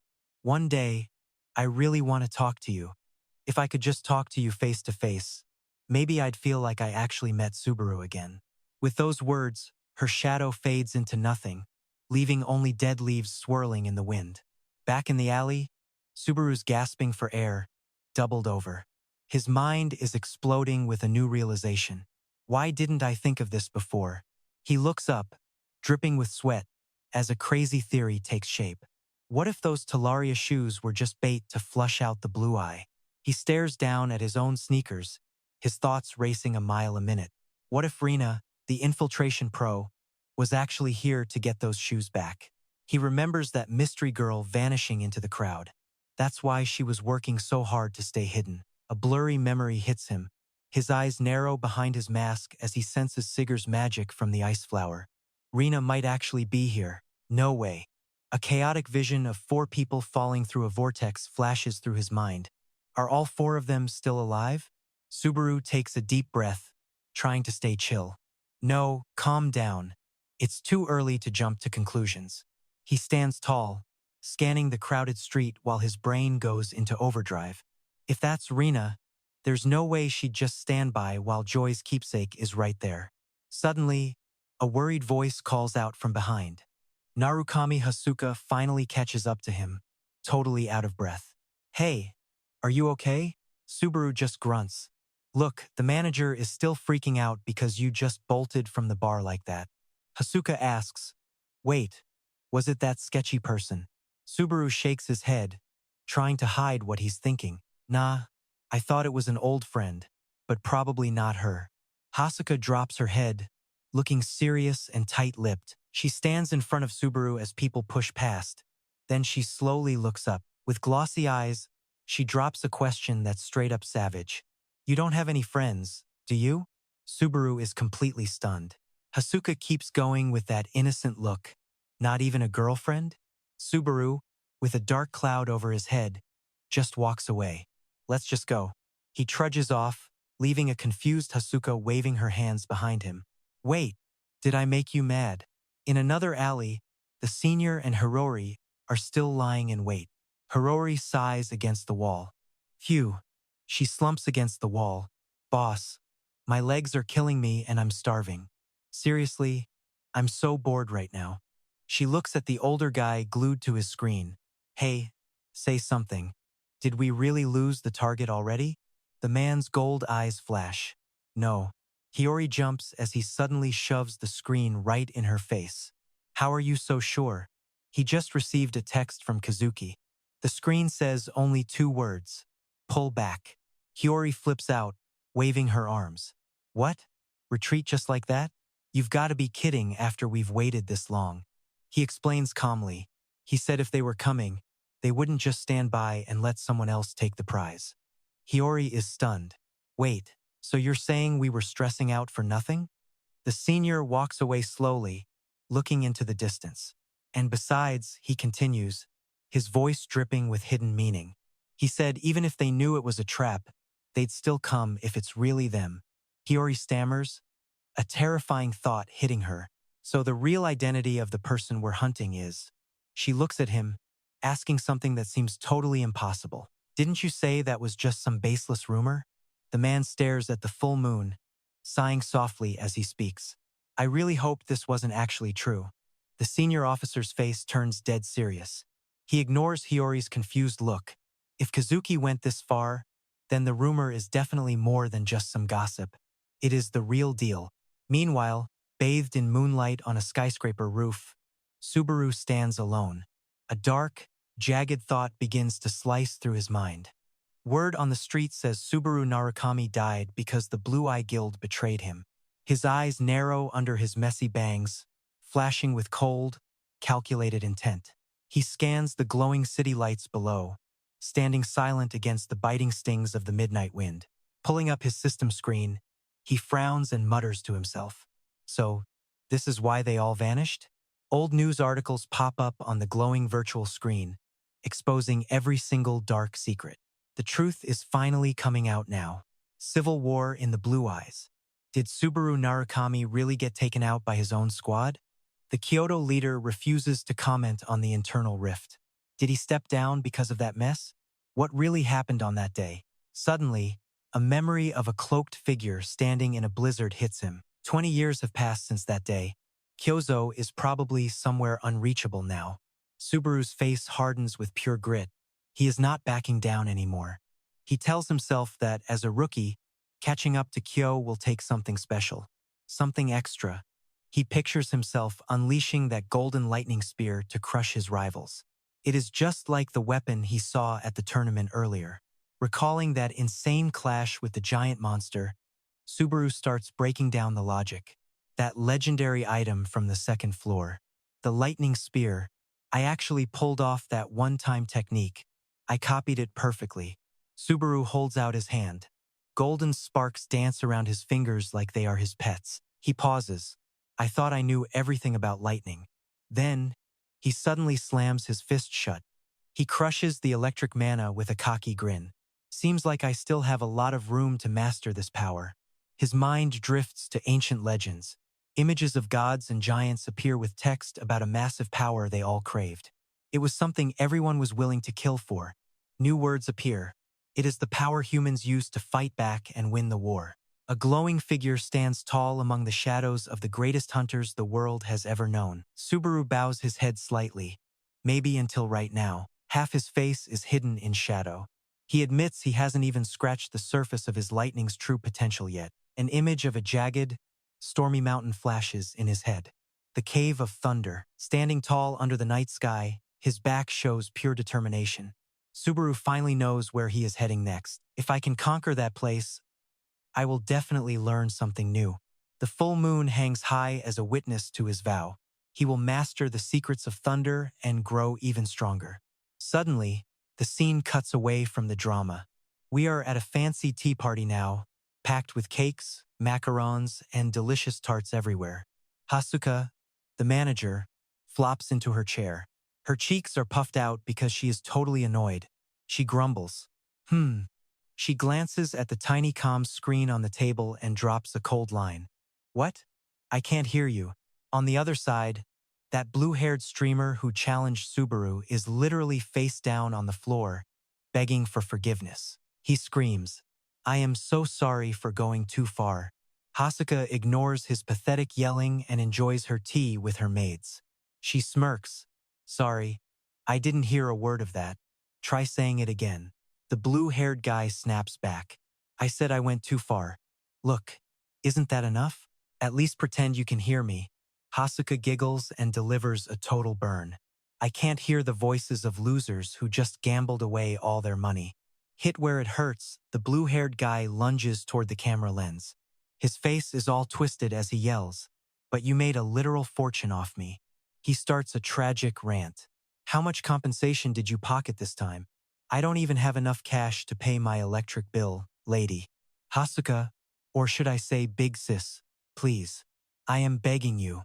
Hasuka smiles, but her words are sharp as a blade. "You think you can just pay me with words?" The blue-haired guy is crying a river on screen. He screams out in total desperation, "What do you want me to do? Bark like a dog?" Hasuka is totally grossed out. "Knock it off, that is nasty." Suddenly her eyes narrow as a sharp, calculated idea pops into her head. She shifts her weight, looking serious and way too sneaky. "So, will you do me a favor then?" Cut to a different scene. A brass bell rings out, signaling a customer. Subaru quietly enters a bar. Behind the counter, the bartender is calmly polishing a glass. While some guy in a trashed gray cloak was busy drowning his sorrows, Subaru swaggered in and let the wooden door slam behind him like he owned the joint. Warm light from the tavern hit him as he marched toward the bar, where that same ragged guy, Snyder, sat face down next to a mug of foamy beer. Without even flinching, Subaru pulled up a chair and sat right next to him. He looked at the bartender and barked, "Give me the same thing." The barkeep just nodded and said, "Coming right up." Grabbing the mug, Subaru gave it a swirl, his eyes mocking behind the mask. "Cheap beer? I thought a big shot guild would have better taste than this." Snyder slowly looked up, showing a rugged face and a thick beard, his lips curling into a bitter, twisted little smirk. "You never change. Back in the day, I had so many teammates that buying a round would have drained my wallet in 2 seconds flat."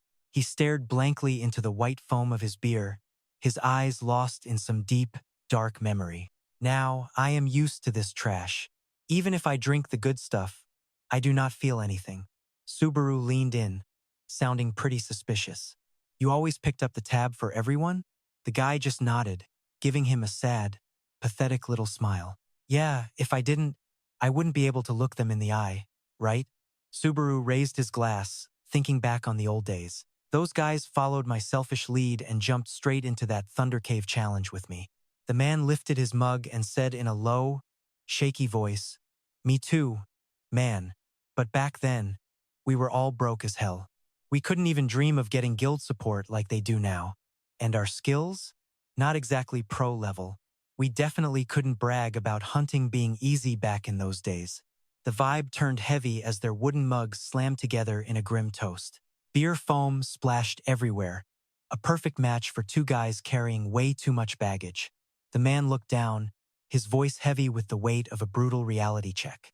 "You need credits to take the challenge, but if you kick the bucket halfway through, you are toast. Every single credit you invested just vanishes."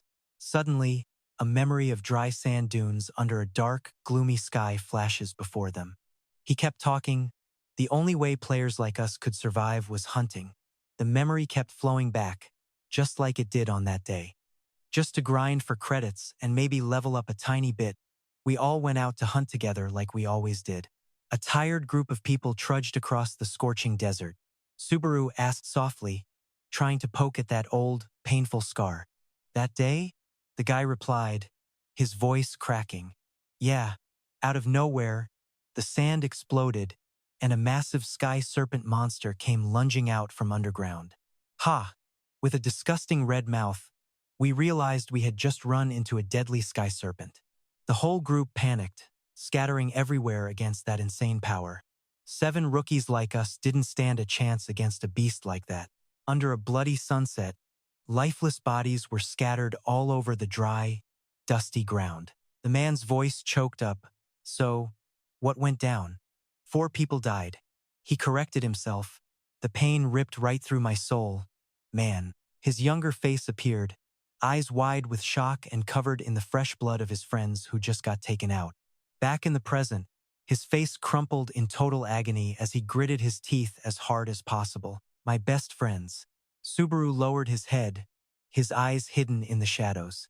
He carefully dropped a heavy question on the guy. Did they? The man shook, his shoulders sagging under that trashed cloak. Did they hate you for it? He repeated the question, punishing himself. Did they absolutely despise me for what happened? Subaru just sat there looking at him, his eyes filled with a sad understanding. I was cursed out, he sighed. I got so sick of hearing it. Terrifying memories started choking the life out of him. Harsh accusations rang in his ears. What was so great about that stupid Thunder Cave anyway? Everything that happened is totally your fault because you were just too stubborn to listen. Subaru watched the man shaking back, repeating those nasty words from the past.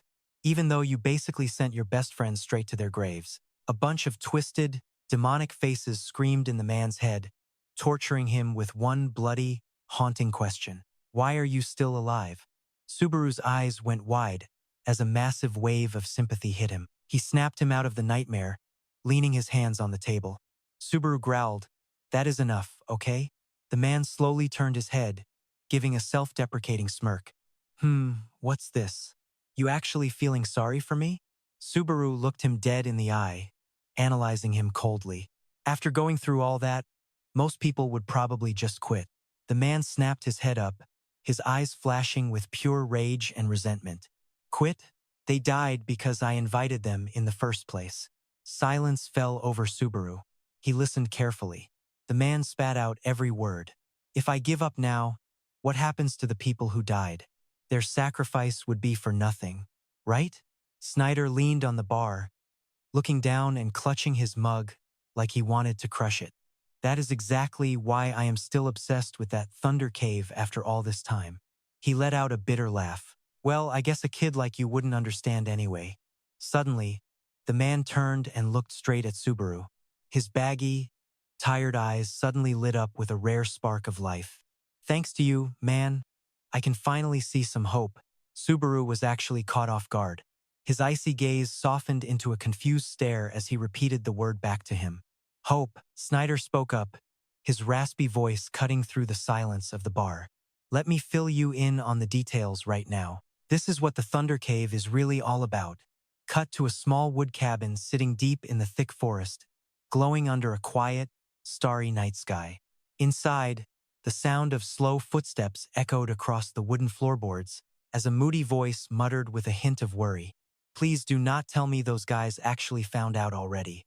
He kept pacing, cursing his own stupid brain for being so naive. A massive dude with long white hair appeared, biting his thumb and looking totally stressed out. If Kyojo had this whole thing planned from the start, he pulled out a glowing comms device to keep thinking. To crack Rina's stealth cloak, he frustratedly messed up his white hair as a faint magical aura flared up. His eyes suddenly turned razor-sharp and honestly pretty terrifying.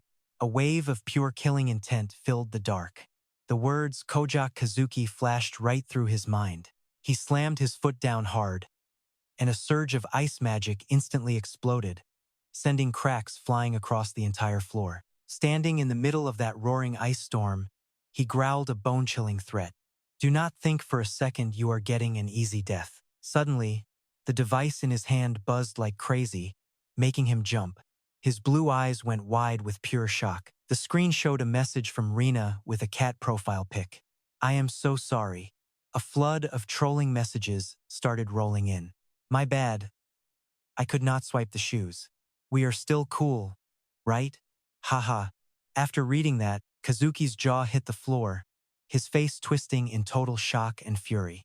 His pissed-off scream tore right through the quiet night air. What the hell?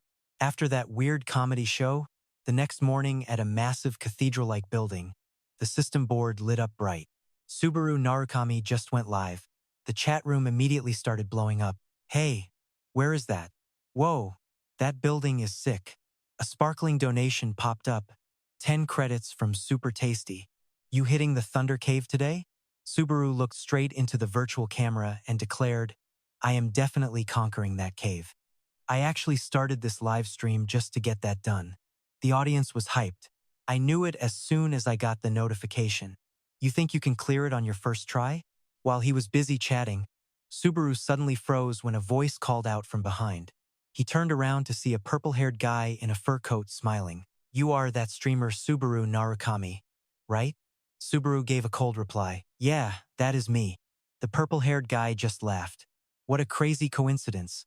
We also have a request here to conquer the Thunder Cave. Behind him was a whole squad of flashy, good-looking people, all dressed up like they were at some event. He suggested, since you are here for a quest too, Narukami, maybe we should party up. People nearby started whispering. He is actually taking on the Thunder Cave. Whoa, a live show? Are not those guys pretty famous? Today must be my lucky day. Subaru looked down at the device in his hand. A new notification caught his eye, an urgent message from his manager, Hasuka. Narukami, those people are just a random group trying to use your fame. There they were, the flashy squad trying to recruit him. Since you are here for a quest, Narukami, maybe we should party up. He looked straight at the purple-haired guy, his voice dropping low. What exactly do you mean by that? The other members stepped forward with friendly smiles. We are going to head to the Thunder Cave with you. I am sure we can help. The purple-haired guy waved his hands dismissively. It is not like we are trying to ride your coattails. Narukami Subaru stood silently in the middle of the vast cathedral, watching them with a cold stare. He let out a tired sigh from behind his mask. Suddenly, he reached out his hand to compromise. Fine, let us just do our best. The purple-haired guy replied excitedly, that is more like it. Subaru reluctantly shook his hand, sounding totally bored. If you guys are here on a quest, there is nothing I can do. The other guy chuckled. Haha, exactly. That is just how the system works. He turned around and started walking away, revealing sleek black and gold-armored boots. He looked back over his shoulder, eyeing the group with a chilling look, and said something that sounded absolutely terrifying. I cannot just go around killing everyone just because I am in a bad mood. The purple-haired guy broke into a sweat. Huh? What did you just say? Ignoring the guy's fear, Subaru growled. Let me make one thing very clear, though. His eyes glowed with a deadly gold light as his bloodlust flared. You are just travel companions, not allies. The scene shifted to a sturdy fortress where a deep red flag with a black emblem waved in the wind. System alert. We're currently at the Conrad Kingdom outskirts. Under the massive gate, a mob of rowdy mercenaries is gathered, making a total scene. Whispers are everywhere. Man, is it just me? Or is this place way too packed? Someone scoffs. No way this many sellswords showed up just for Thunder Cave. Then there's this absolute unit in the middle face covered in red scars, bushy beard, looking like a tank. He glares at the paper in his hand. Rank E? Seriously? What's that Damon guy thinking? I figured even if he sucked at fighting, he'd at least have a decent eye for talent. System screen pops up. Conrad S. Rank Mercenary. Damon. The stream chat is going wild. Can you believe they're treating him like absolute bottom-tier trash here too? LOL. Damon leans down, looking at Subaru with total disgust. Oh, so you're one of those other worlders? That explains everything. He crosses his arms. People like you usually treat your own lives like they're worth nothing. Despite the insults, Subaru just shrugs and mumbles. Should we just turn these clowns into vultures right now? The chat immediately eats up the savagery. Hey, he knows all about vultures. The E-rank mercenary killer is back. You make a vulture by beating someone half to death. Suddenly, Subaru's gaze turns lethal. A splash of fresh blood hits the screen as he feels a cold realization. The stench of blood is overwhelming. Out of nowhere, a massive tattooed mercenary roars at his confused crew. A blood-red aura of pure killing intent starts swirling around him like a terrifying, dark storm. What are you idiots waiting for? Move it. Subaru realizes that's human blood he's smelling, not some monster. We cut to a completely different gathering point across the land. A majestic castle stands tall, royal blue flags fluttering in the bright sun. It's a total contrast to the chaos we just saw. Now we're at the Osman Kingdom outskirts. In the massive castle courtyard, you can feel the tension as two rival groups face off. One side has that bearded dude who looks like he just crawled out of a rough bar. Facing him is a guy with a high ponytail and a massive ego. The bearded man growls, gripping his weapon tight, his voice dripping with pure, unadulterated annoyance. "What'd you just say?" The ponytail guy smirks, hands in his pockets like he owns the place. "What, you going deaf or something? I told you to pull half your men out. We're taking part in this raid whether you like it or not." The system ID pops up. It's Polly from the blue sector. Holding back his rage, the bearded guy tries to keep it together. "Is this Kaijo's direct order?" Polly leans in close, his smirk getting even wider. "You really should call him Guildmaster Kaijo, right?" He smacks the guy's shoulder, dropping a cold truth bomb. "It's because you totally screwed up the last job, isn't it? You let the guild's most valuable loot get stolen. Of course, the boss has to keep you on a short leash now. It's only natural." Ignoring the death stares, Snyder just keeps rubbing salt in the wound. "You gonna say that wouldn't have happened if you were there? Please, don't state the obvious." He keeps talking trash. It's pathetic, spending 10 years on the third floor just to get smoked by some random rookie. "If it were me, I wouldn't waste a whole decade of my life in this dump." The bald dude snaps. He can't take the insults anymore, so he levels his spear and charges. "What the hell did you just say? Just 'cause the captain is staying quiet, you think you can talk trash?" Polly just swats the spear away with one hand, looking totally bored. "Honestly, you guys should be thanking me for even showing up here. We might actually succeed in clearing the Thunder Cave this time." Shut down and embarrassed, the bald guy turns back to his captain, fuming. "Captain, you want me to put this guy in his place?" Snyder just gives a cold order. "Let him be. This raid team is full of rookies anyway. They're easy enough to replace."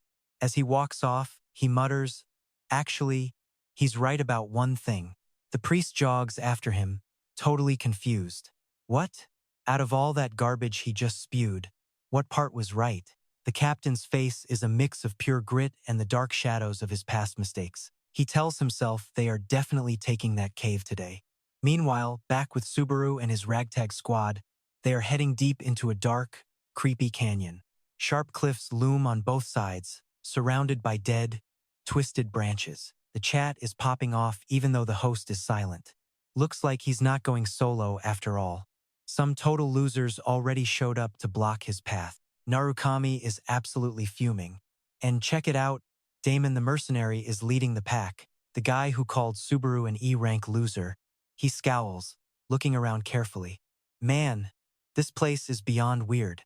He looks up, figuring out the doors open on a set timer. Seems pretty sus.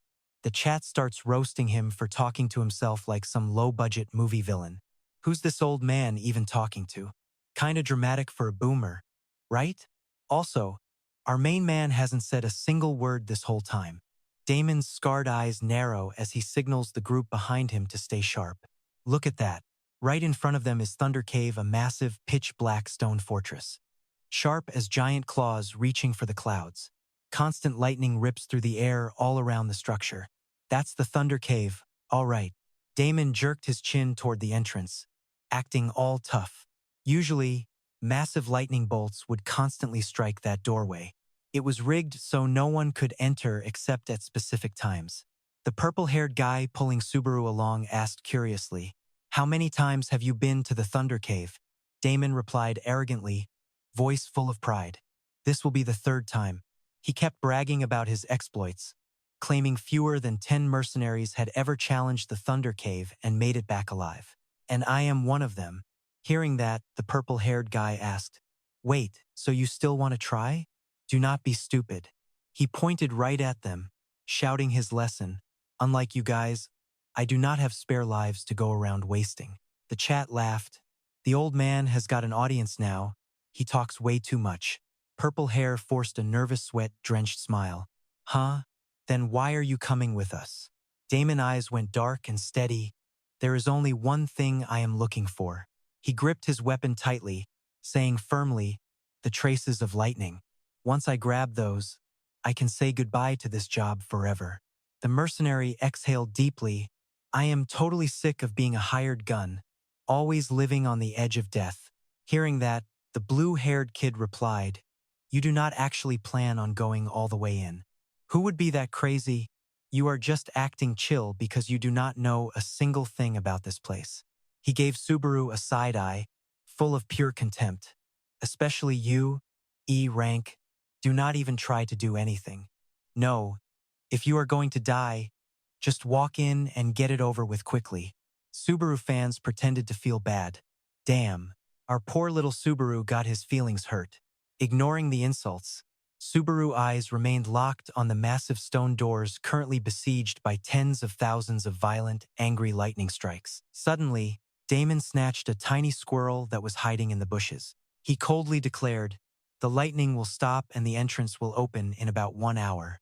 The poor squirrel struggled in vain, flipped upside down and letting out tiny, terrified squeaks.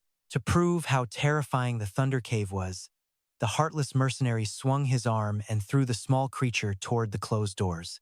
The moment the squirrel flew through the air and hit the door zone, a deafening explosion rang out, and a massive lightning bolt struck down mercilessly. Damon turned back with a triumphant smirk, looking at the horrified faces of the purple-haired guy and his crew. See that? If you do not want to end up like that, then shut up and rest until it is time. The livestream chat immediately exploded. Crap, so we have to wait. Tell us a love story to kill time or something. While everyone was still busy gossiping, Subaru quietly started stepping toward the front. His mechanical boots made steady thumping sounds on the rocky ground. Damon turned back, annoyed, and yelled, Hey, E-rank, are you deaf or what? Subaru ignored the shouting, his mind already focused on a completely different thought. This is just like the trial at Millennium Mountain on the second floor. The others started whispering with confusion and total scorn. What the hell does that guy think he is doing? Does he want to die? Wait. Narukami Subaru stopped right before the danger zone, a golden glow of lightning mana gathering in his hand. The system screen popped up instantly. The Heart of Thunder is resisting the Thunder Gate, countering the electrocution status effect. Immediately, a bright gold bolt exploded from within Subaru, creating a massive vortex of energy that completely wrapped around him. The crowd behind was blown back, screaming in terror. Whoa, how is he still standing? The notification appeared again, stating the Thunder Gate is currently evaluating your worthiness. Subaru reached his hand out, facing the violent energy of the gate head-on. Golden sparks from his body and blue bolts from the gate clashed loudly. The system status updated in real time. The lightning is reacting to the Thunder Gate. All the mana in Subaru seemed to resonate and amplify, exploding with power. Furthermore, the Heart of Thunder is reacting to the Thunder Gate. Then, as if finding a worthy master, the aggressive blue lightning of the gate suddenly calmed down. It circled Subaru bare hand gently before vanishing entirely into thin air. The final notification appeared. The Thunder Gate vanished and the hidden traces of lightning revealed themselves. The energy storm cleared, and a golden leaf-shaped item with a glowing blue gem at the center fell gently right at Subaru's feet. The item emitted a brilliant light and a faint rainbow glow, catching everyone's eyes. The crowd was stunned. Damon stuttered, unable to believe his own eyes. The traces of lightning. He glared, grabbing the short sword on his back and roaring in total confusion. How is this possible? Subaru leaned down to pick it up. A thought flashed through his mind. Was it waiting all this time for someone worthy enough to finally show up? The chat went wild again, wondering why those items were just sitting in a place like this. Real talent is just on another level. Suddenly, a massive dark shadow lunged forward from behind. Subaru's eyes went cold as a massive axe swung for his head. Suddenly, a bright red system alert popped up right in his face. You have been attacked by a member of your own raid team. No biggie. Subaru dodged that cheap shot like it was nothing. Big man Damon stood there panting, looking greedy and straight up evil. The system updated. Self-defense mode active. No penalties for hitting back. Damon growled through grit teeth. You just got lucky, punk. Now hand over the loot. Subaru brushed some dust off his shoulder and faced the armed mercenaries. And why exactly should I listen to losers like you? Another mercenary smirked. You're just isekai trash, right? This loot belongs to the locals. Hand it over and maybe you live. A different thug stepped up, shoving his heavy axe right in Subaru's face while talking big and acting tough. Doesn't matter where you're from, you're still scared to die. Huh? Subaru tilted his head, acting way too chill. He's got a point.